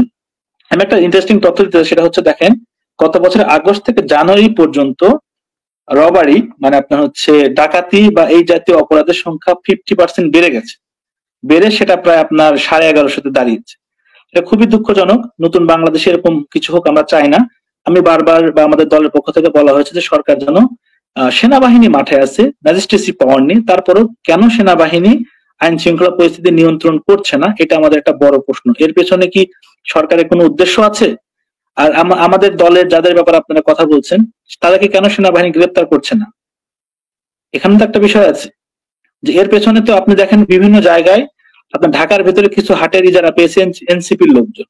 ঢাকা উত্তরের প্রশাসক বসে আছে হিজবুত তাহরীরের এক নেতা, এনসিপির সাথে সম্পর্কিত এক নেতা, তারা তাদের লোকজনকে দিচ্ছে। এখন এই যে চক্র, এটা নিয়ন্ত্রণ করার দায়িত্ব হচ্ছে ইউনূস সরকারের স্বরাষ্ট্রমন্ত্রীর, আপনার আরো যারা মিনিস্ট্রি আছে তাদের। তারা যদি নিয়ন্ত্রণ করতে না পারে, আমাদের দলের পক্ষ থেকে দাবি করা হচ্ছে যে দ্রুত নির্বাচন, সম্ভব হলে ডিসেম্বরের মধ্যে আমরা জাতীয় নির্বাচন চাই। কারণ হচ্ছে প্রশাসন মানছে না। কারণ আপনি দেখেন আপনি এখানে সঞ্চালক আছেন, আপনার সেই যোগ্যতা আছে দেখে আপনি মিটিংটা পরিচালনা করতে পারছেন, কিন্তু যার যোগ্যতা নেই সে কি পারবে? তো যাদেরকে উপদেষ্টা নিয়োগ দেওয়া হয়েছে তারা না প্রশাসন চালাতে পারছে, না পুলিশ চালাতে পারছে, না স্বাস্থ্য মন্ত্রণালয় চালাতে পারছে। এর কারণে দেখা যাচ্ছে যে একটা থানা ওসিকে পর্যন্ত স্বরাষ্ট্রমন্ত্রী চেঞ্জ করতে পারে না। আপনি দেখেন বাংলাদেশের একটা সরকার আছে, এই ফিল্ডটাই করেন। আমি দেশে গিয়েছিলাম, কয়েক মাস ছিলাম দেশে। বাংলাদেশে এখন একটা বিশৃঙ্খল অবস্থা। আপনি যদি লোকাল প্রশাসনে যান, আপনি যদি উপজেলা অফিসে যান, জেলা অফিসে যান, দেখবেন বিভিন্ন রাজনৈতিক দল, এনসিপির ছাত্ররা বসে আছে, বিএনপির লোক বসে আছে, জামাতের লোক বসে আছে।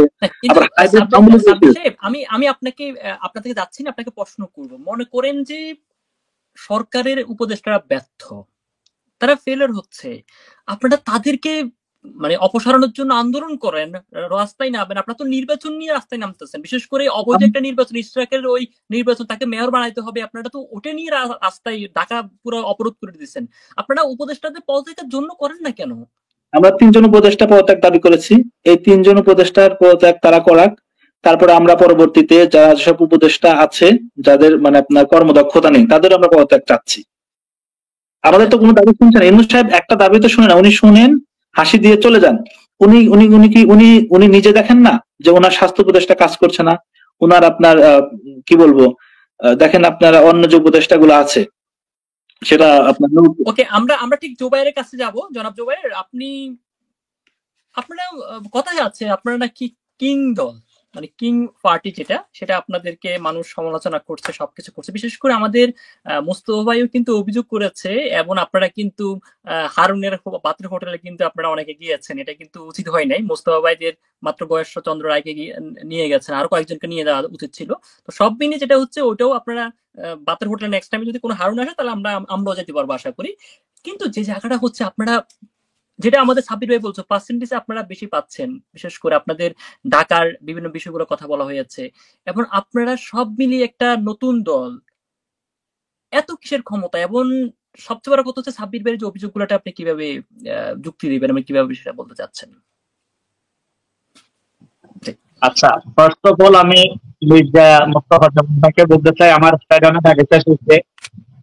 আমরা বৈষম্যবিরোধী ছাত্র আন্দোলনে অংশগ্রহণ করেছিলাম হচ্ছে জব প্রিপারেশন নেওয়ার যে ইস্যু, যেগুলা কেন্দ্রিক অথবা বিজনেস করার যে ওটা কেন্দ্রিক। তো ফলে উনি খুব ছোট ছেলের সাথে কথা বলতেছেন, ব্যাপারটা এমন না আর কি। এটা একটা ব্যাপার গেল। আর একটা ব্যাপার হচ্ছে, এই যে প্রশ্নগুলো আপনি করেছেন আর কি, একটা আমি উত্তর দিচ্ছি। ভাইয়া বলছেন যে অপোজিশন পার্টি বিএনপি, এটার উত্তর আমি আগে দিয়েছি যে আসলে বিএনপি অপোজিশন পার্টি না, বরং একভাবে আপনি লাভ কোটির হিসাব করলে বিএনপি হচ্ছে গভর্নমেন্ট পার্টি। আমি চট্টগ্রামের হিসাবটাও যদি দিই, তাহলে আপনি দেখবেন কোনো ইস্যুস নাই যেটা বিএনপি চাচ্ছে গভর্নমেন্ট দিচ্ছে না। যেমন ধরেন হচ্ছে আমরা বলতেছি জুলাই চার্টার দিতে হবে, বিএনপি বলতেছে দেওয়া যাবে না, সরকার এখনো দিচ্ছে না। ঠিক আছে, এইভাবে আমরা যাই চাচ্ছি, প্রায় সবকিছুর বিপরীতে বিএনপি অবস্থান নিচ্ছে, এবং এর একটা কিছু সরকার আমাদেরকে দেয় নাই। আপনি যদি সুষ্ঠুভাবে দেখেন, আপনার মনে হবে যে এই গভর্নমেন্ট পুরোটাই বিএনপির গভর্নমেন্ট। এবং আমি ভাইকে বলতে চাই, ব্যারিস্টার ভাইকে বলতে চাই, আপনি আসিফ নজরুলের বিরুদ্ধে কালকে একটা পোস্ট দেন অথবা একটা অবস্থান ধর্মঘট ডাকেন, আপনি জার্মান থেকে ঢাকায় আইসা, এর পরদিন তারেক ভাই যদি আপনার পোস্ট স্থগিত না করে, আমি এনসিপি থেকে পদত্যাগ করব, এই ধরনের ইস্যু। এবং আমি বলতে চাই হচ্ছে, তারেক ভাই এখনো বিদেশে কি করে? আমরা জুলাই গণ অভ্যুত্থান করেছি, বাংলাদেশে জুলাই গণ অভ্যুত্থান হচ্ছে, আমরা তারেক ভাইকে চাই বাংলাদেশে। তারেক ভাই বাংলাদেশে আসছে না কেন? ম্যাডাম আমাদের স্টেশনের জায়গা ছিলেন। এখন ওনারা এটা না চাওয়ার অন্যতম কারণ কি জানেন?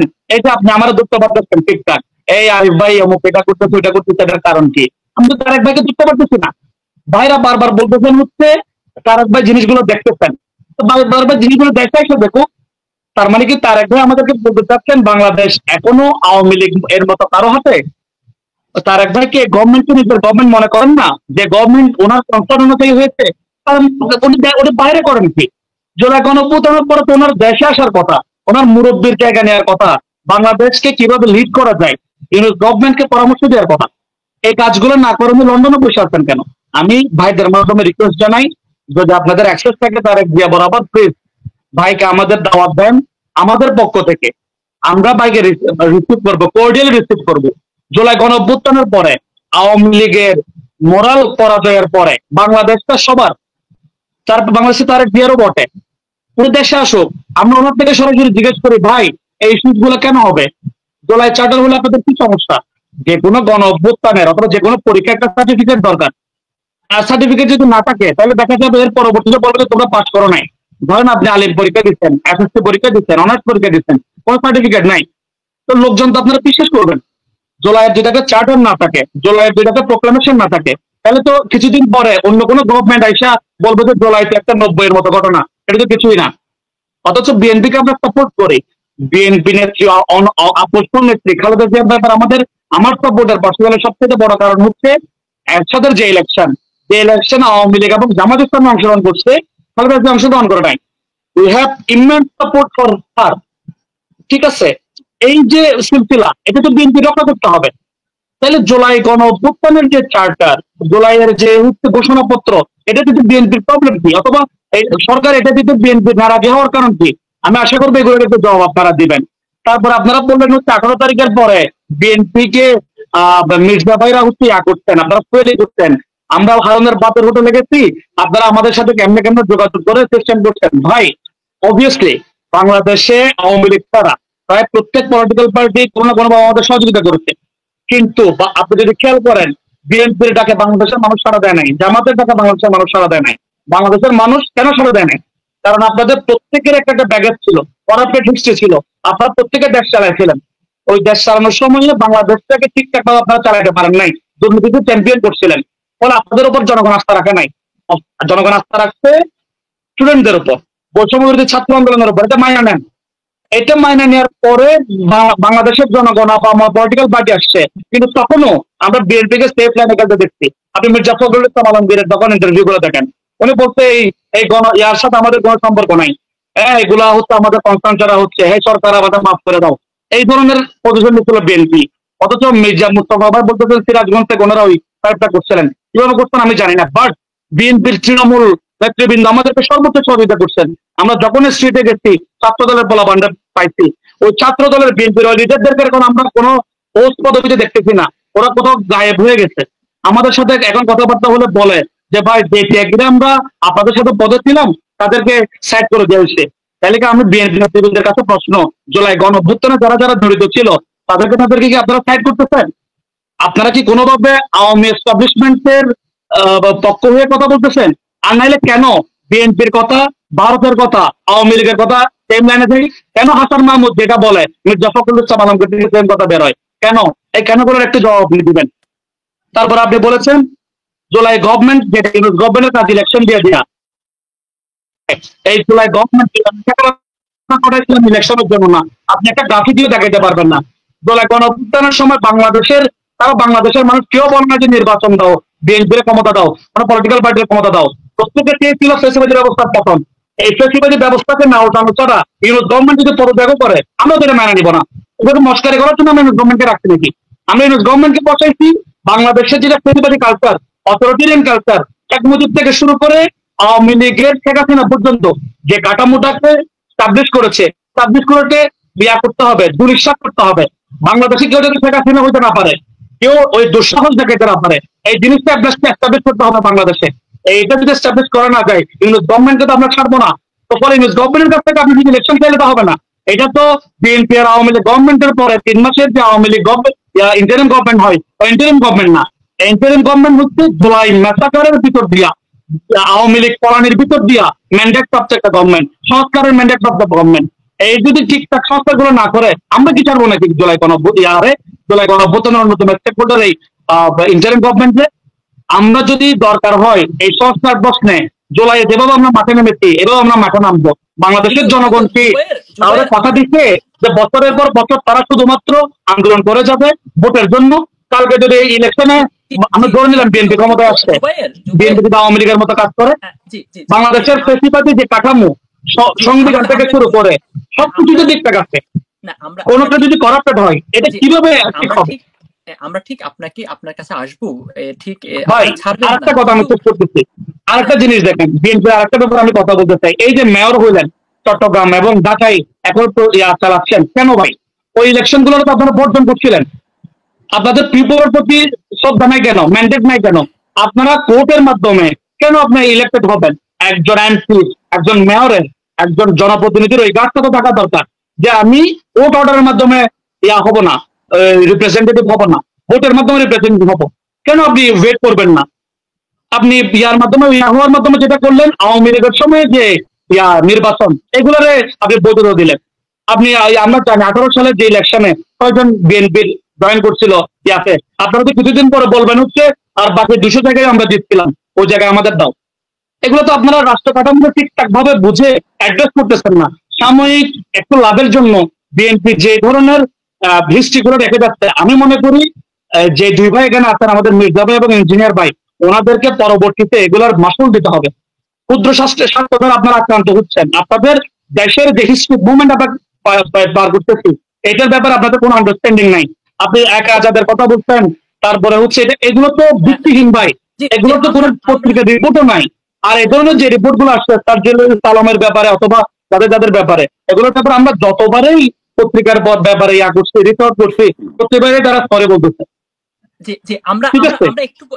আর ভাই একটা কথা বলে আমি শেষ করছি, সেটা হচ্ছে আমাদের এইভাবে আপনি যেভাবে দেখতেছেন রোড এসআরজি আলম মাঠে হুন্ডা নিয়ে গেছে ইত্যাদি ইত্যাদি, এটা আমরা করার পক্ষপাতী না ভাই। আমরা ইভেন আমি পার্সোনালি চট্টগ্রাম আমরা নির্বাচন কেন্দ্রকে ভাবতেছি না, আমাদের মূল ভাবনা দেশের সংস্কার নিয়ে। বাংলাদেশে যদি মৌলিক সরকার না হয় আমি এমপি হয়ে কি করবো? আমি তো আওয়ামী লীগের মতো কাজ করবো। ওই জিনিসটা, ওই বেসিক জিনিসটা আপনারা বুঝতেছেন না কেন? এবং যে কাজগুলো আমরা করতেছি, আমি বলতে বাধ্য হচ্ছি, বিএনপি লোকাল পর্যায়ে নেতৃবৃন্দের ওই ধরনের শোডাউন এবং ওই ধরনের ম্যান পাওয়ার শোয়িং এর যে পলিটিক্স, এটার ভিকটিম হচ্ছে আমরা। পিপল বিশ্বাস করতেছে না, এভাবে যদি আমরা কাজ না করি, পিপল বলতেছে না যে আমরা পলিটিক্যাল পার্টি। এর জন্য কিছু কিছু জায়গায় আমাদের এই মিসম্যানেজমেন্ট গুলো হচ্ছে। কিন্তু আমি মনে করি এটা মুরব্বী সংগঠন হিসেবে বিএনপির ব্যর্থতা। বাংলাদেশে আমাদের মুরব্বী আনার জায়গাটা আমাদেরকে দেখাইতে না পারা। মির্জা ভাইকে আমরা আমরা প্রশ্নটা দিচ্ছি যে ভাই, আপনি তো দেখেছেন আরিফ সাহেব প্রশ্ন করেছে, যেটা হচ্ছে ওনারা সুযোগ পাচ্ছে না, এবং বিশেষ করে যে স্পিরিট, সেটা আপনাদের অভিযোগ এসেছে, যেটা উনি অভিযোগ করলো সেটা হচ্ছে ইন্ডিয়া যেভাবে ভাষায় কথা বলে, হাসান মাহমুদ যেভাবে কথা বলে, আপনারাও সেভাবে কথা বলতেছেন, এবং বিশেষ করে তারেক সাহেব বিদেশে বসে আছেন, এই বিষয়টা ওনারা অনেক বেশি অভাব ফিল করেছেন। সব মিলিয়ে আপনার আসলে জায়গাটা যে মানে কি মনে হয় যে অভিযোগগুলোর ব্যাপারে আপনার বিষয়টা আসলে বলার কোন জায়গায় আছে? আমরা খুব শেষে এসে গেছি, তারপর আমরা লাস্ট ফিনিশিংটা দিব আমাদের আইন শৃঙ্খলা পরিস্থিতি বা সবকিছু নিয়ে।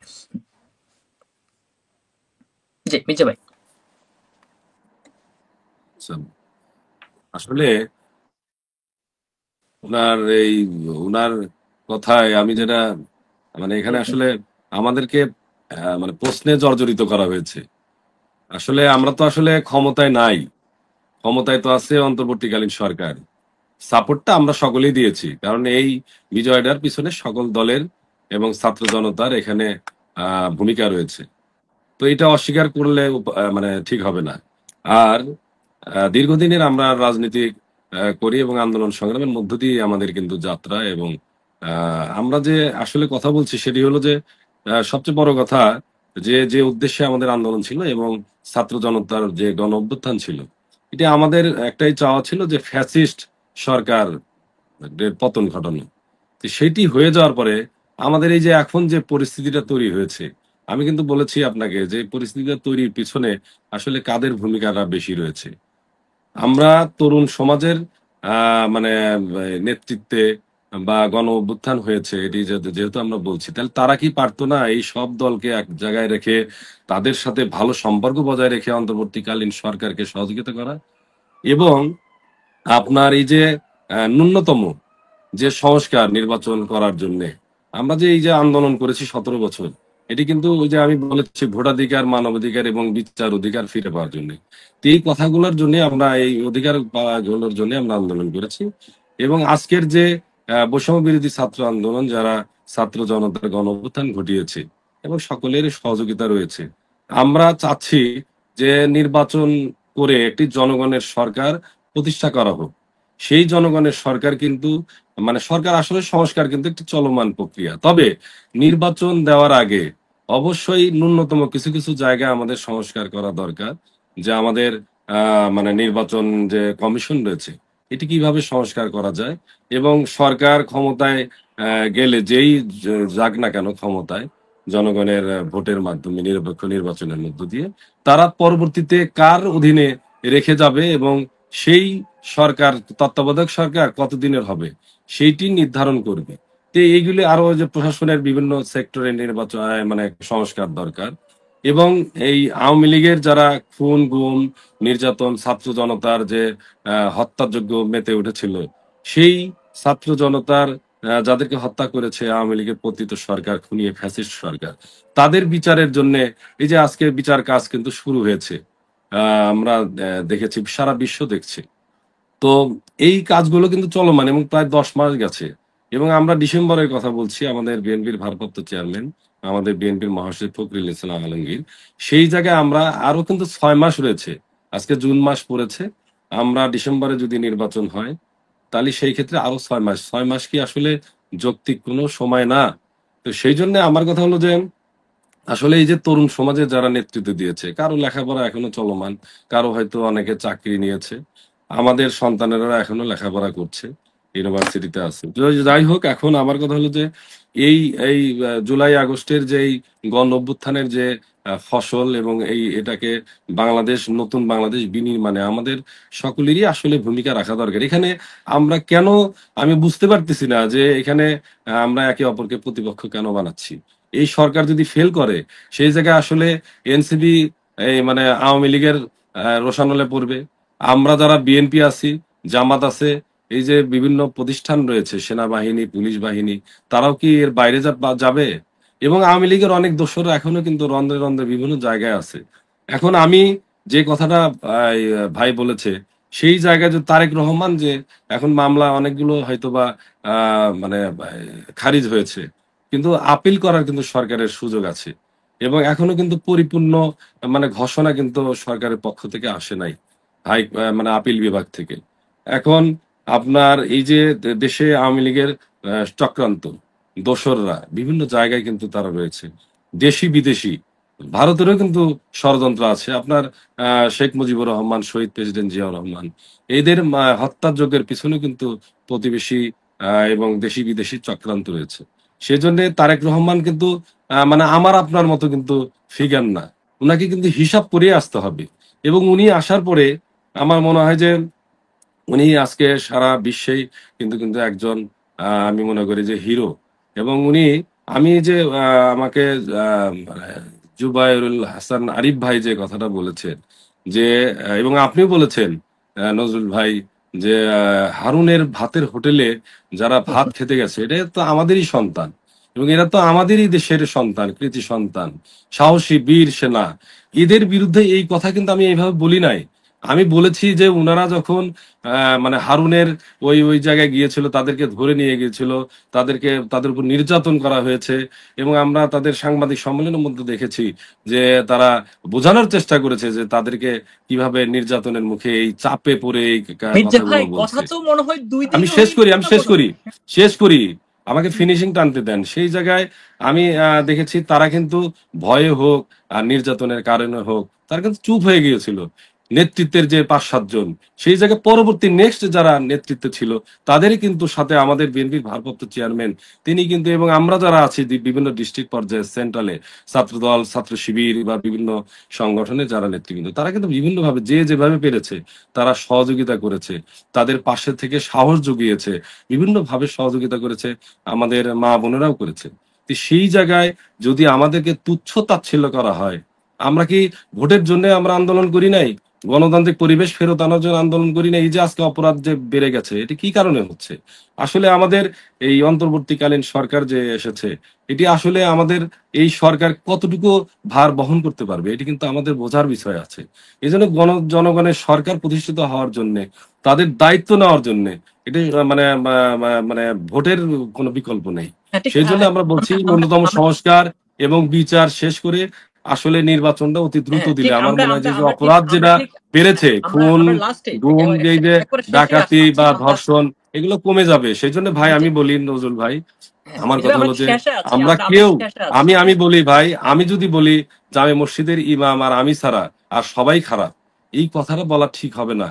এখন আওয়ামী লীগ খারাপ দেখে যদি আপনি বিএনপি কে খারাপ বলেন, তাহলে আপনি কার উপরে নির্ভর করবেন, কাকে দিয়ে দেশ না, না, চালাবেন? জুবাই, সেই জন্য আমার কথা হলো যে আমাদের কিন্তু আমাদের, আরিফ ভাই শোনেন আমি কারো বলি, খারাপ আমাদের বলে নাই, ভুল থাকতে পারে, তারা শোনেন, কিন্তু আপনাদের আমাদের ভালো দল সম্বোধন বিশাল করেছে। দল, বৃহৎ দল, আমাদের দলের মধ্যে সব ধরনের লোক আছে। এখন এত বড় একটা সংগঠন, সেই সংগঠনের কাঁধে ভর করে ব্যানারে এসে অনেকেই আপনার আওয়ামী লীগের যারা এই যে পথে তারা ছিল, সেই পথে যাওয়ার দেখানো পথে যাওয়ার জন্য আমাদের নেতাকর্মীদের অনেকে উৎসাহিত করার চেষ্টা যে করে নাই, করছে না, তার কোনো কিন্তু মানে নাই।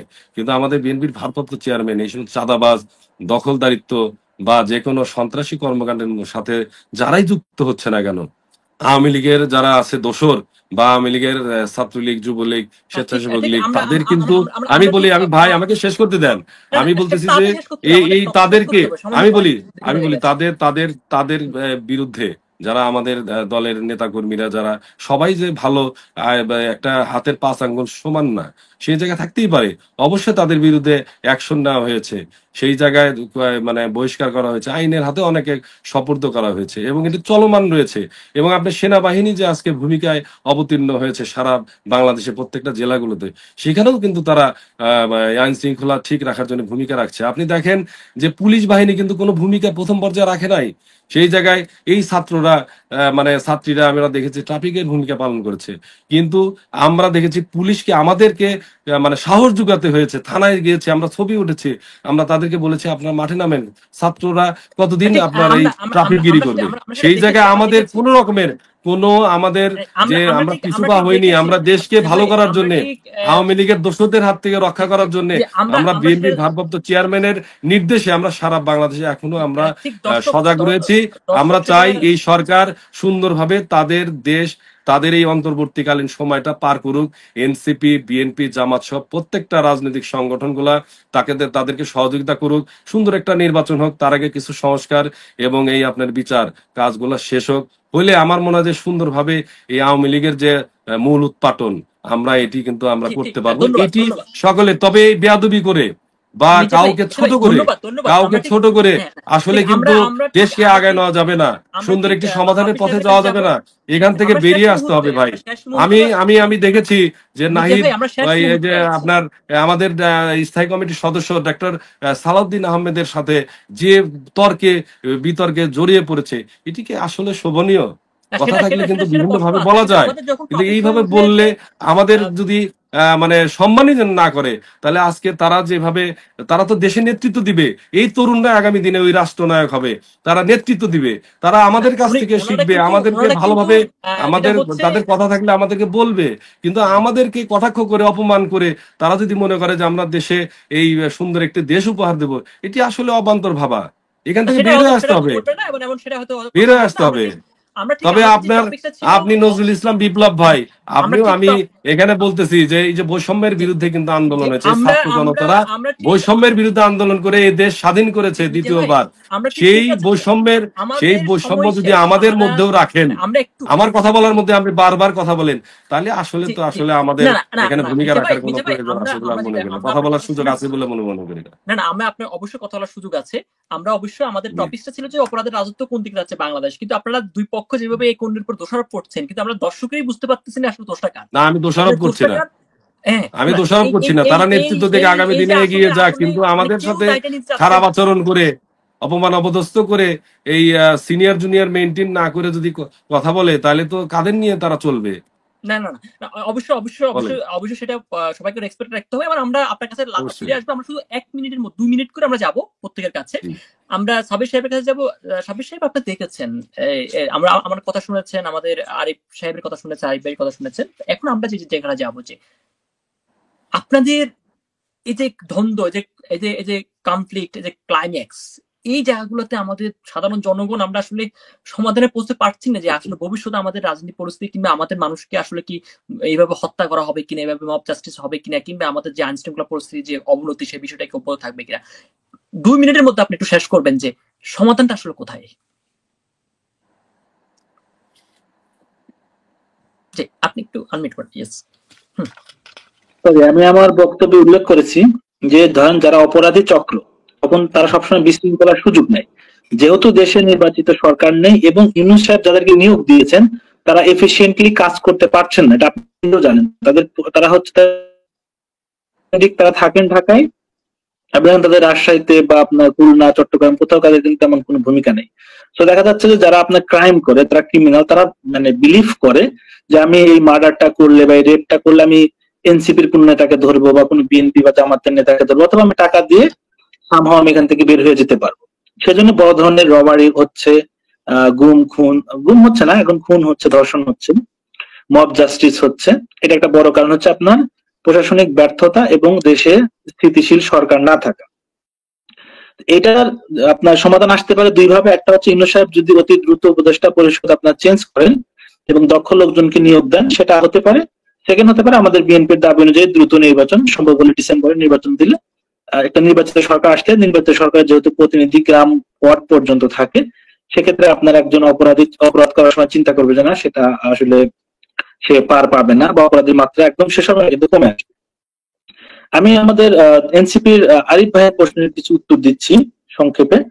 সেটা হচ্ছে, দেখেন তাদের উত্তরাঞ্চলের মুখ্য সংগঠক সার্জিস আলম একটা ফেসবুক পোস্টে বলেছেন, সার্জিস আলম কিন্তু যে সেই নেতা না, বড় নেতা, টপ 5 এর একজন। যে যতটুকু বর্তমান পলিটিক্স ফলো করে এগিয়ে যাওয়া যায় রাজনীতিতে, সেটাই মূল লক্ষ্য। কারণ বাংলাদেশের গ্রামের লোকজন ভোট এভাবে দেয় সেভাবে দেয়, সে বলতে চাচ্ছে যে যে পলিটিক্সটা লোকালে চলে, যে আপনার টাকা কেন্দ্রিক, বেশি শক্তি কেন্দ্রিক, সেটা তারা কন্টিনিউ করবে তার ফেসবুক পোস্টটা।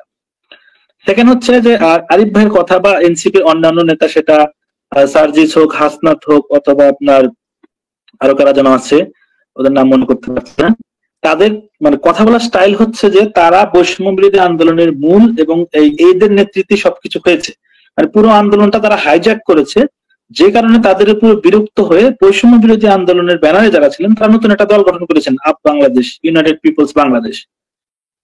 চিন্তা করেন, এবং তাদের এই সংগঠনে আমরা ঠিক সমাধানে যাচ্ছি, সমাধানে যাচ্ছি, সমাধানের মানসিকতা, আপনার এনসিপি কে তার মানসিকতা পরিবর্তন করতে হবে। এনসিপির উনি চট্টগ্রাম অঞ্চলের সংগঠক, উনি বলতে পারেন আমি ফেনীতে এই বৈষম্য বিরোধী ছাত্র আন্দোলনের জন্য কয়েকটা স্পটে টাকা পাঠিয়েছি। কারা কারা ওই মহিপাল আন্দোলন করেছে, কারা কারা আপনার ফুলগাজীতে আন্দোলন করেছে ফেনীতে, আমি নিজে জানি। ওনারা বলতে পারেন ফেনীতে কারা আন্দোলন করেছে? আপনি বিভিন্ন জায়গায় কমিটি দিলেন, ঢাকা থেকে ফেসবুকে কমিটি দিলেন, অমুক সিরাজগঞ্জ, অমুক খুলনা, অমুক ফেনী, অমুক আপনার সিলেটের দায়িত্বে আছেন, তাদের নেতৃত্বে আন্দোলন হয়েছে। সিরাজগঞ্জে আপনার ন্যাশনাল হাইওয়ে আছে, আপনার উত্তরবঙ্গের সাথে সংযুক্তকারী হাইওয়ে, সেখানে আন্দোলন হয়েছে, আমাদের ছাত্র দলের নেতারা আন্দোলন করেছে, জেলা নেতারা আন্দোলন, সে বলতে পারবে যে উত্তরবঙ্গে সিরাজগঞ্জে এনসিপির কয়জন নেতা আন্দোলন করেছে? ফেসবুকে কমিটি দিয়ে আপনি ক্রেডিট নিতে পারেন, কিন্তু আমাকে সময় দিতে হবে তো। আপনার এখানে যেটা হয়েছে, বিএনপি আন্দোলনে নামার পরে এর আগে বিএনপি জামাতকে পুলিশ পাখির মতো গুলি করে মেরেছে। এই জন্য আমাদের দলের নির্দেশ ছিল যে যারা মেইন নেতা তারা যেন সামনে না যায়, যারা দ্বিতীয় সারির নেতা বা ছাত্র দল, যুব দল, স্বেচ্ছাসেবক দল বা বিএনপি যারা ছোট মতো পথে, তারা সবসময় আন্দোলনের সময় ছিল, এবং সেসব ছবি ভিডিও ফেসবুকে আছে এবং সবাই তাদের এলাকায় প্রকাশ করছে। সো বৈষম্য বিরোধী ছাত্র আন্দোলন যে আন্দোলনটাকে হাইজ্যাক করছে, ইউনূস সরকারকে যে হাইজ্যাক করছে, এই মানসিকতাটাই আসলে আপনার এই প্রবলেম গুলা ক্রিয়েট করেছে, এবং দেশে যে ইনস্টেবিলিটি হচ্ছে সেখান থেকেই হচ্ছে। কারণ যারা অপরাধী তারা মনে করছে যে হয়তো আগামীতে নির্বাচন হবে না, নির্বাচনটা পিছিয়ে যাবে, সো আমার পক্ষে ইকোনমিক ক্রাইম করা সম্ভব, বা আমি ফৌজদারি যেসব অপরাধ আছে, মানে আপনার হত্যা, ধর্ষণ বা জমি দখল, ভূমি দখল, এগুলো করার একটা সুযোগ পাচ্ছে। যদি অবশ্যই বৈষম্য বিরোধী আন্দোলন হয়েছে, নাহিদ, সার্জিস, হাসনাত, আব্দুল্লাহদের অবদান আছে, আমি অস্বীকার করছি না, কিন্তু সাথে সাথে বিএনপি, জামাত এবং অন্যান্য দল, বামপন্থী দলগুলোর অবদান আছে, মাদ্রাসা ছাত্রদের অবদান আছে, ইসলামের নেতাদের অবদান আছে, সেগুলোকে স্বীকার করতে হবে। জুলাই সনদের পক্ষে বিএনপি জুলাই সনদের স্বাক্ষর করবে, এবং আমরা চাচ্ছি দ্রুত জুলাই সনদ হোক, কিন্তু এনসিপির যেসব রাজনৈতিক কৌশল নিয়ে লাভ হয় সেই সব যদি জুলাই সনদে ঢোকে, সেটা তো বিএনপি স্বাক্ষর করবে না।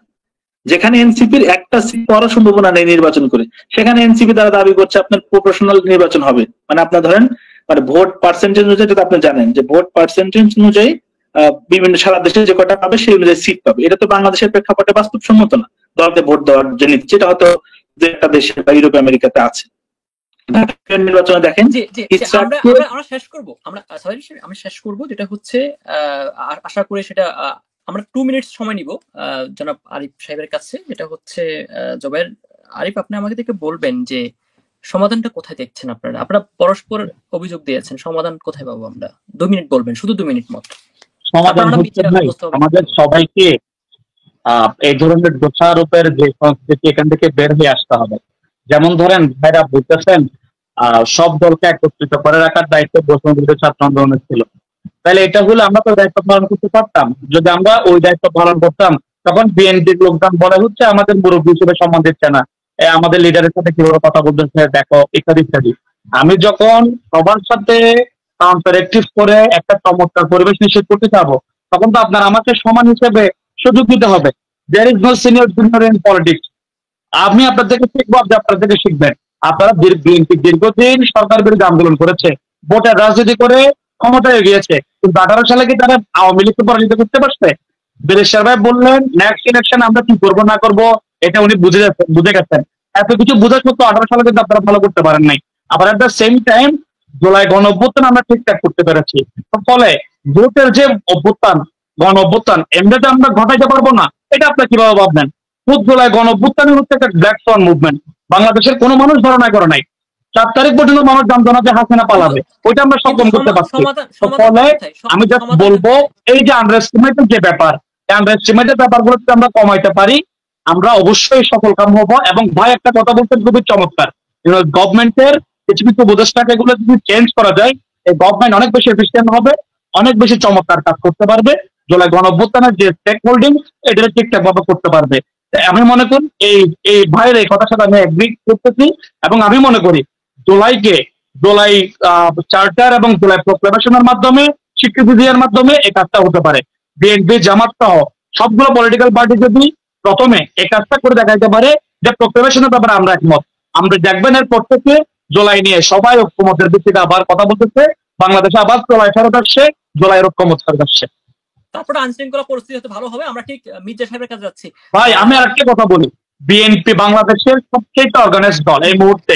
আওয়ামী লীগ যেহেতু বিচারের কারণে ব্যান্ড একটা দল, আর বিএনপি যদি কালকে ক্ষমতায় আছে বা ইন্টারিম গভর্নমেন্টের সময় যে মেসাকার গুলো হচ্ছে, কিলিংস গুলো হচ্ছে, এর চাইতে 5 গুণ বেশি কিলিংস বাংলাদেশে হবে।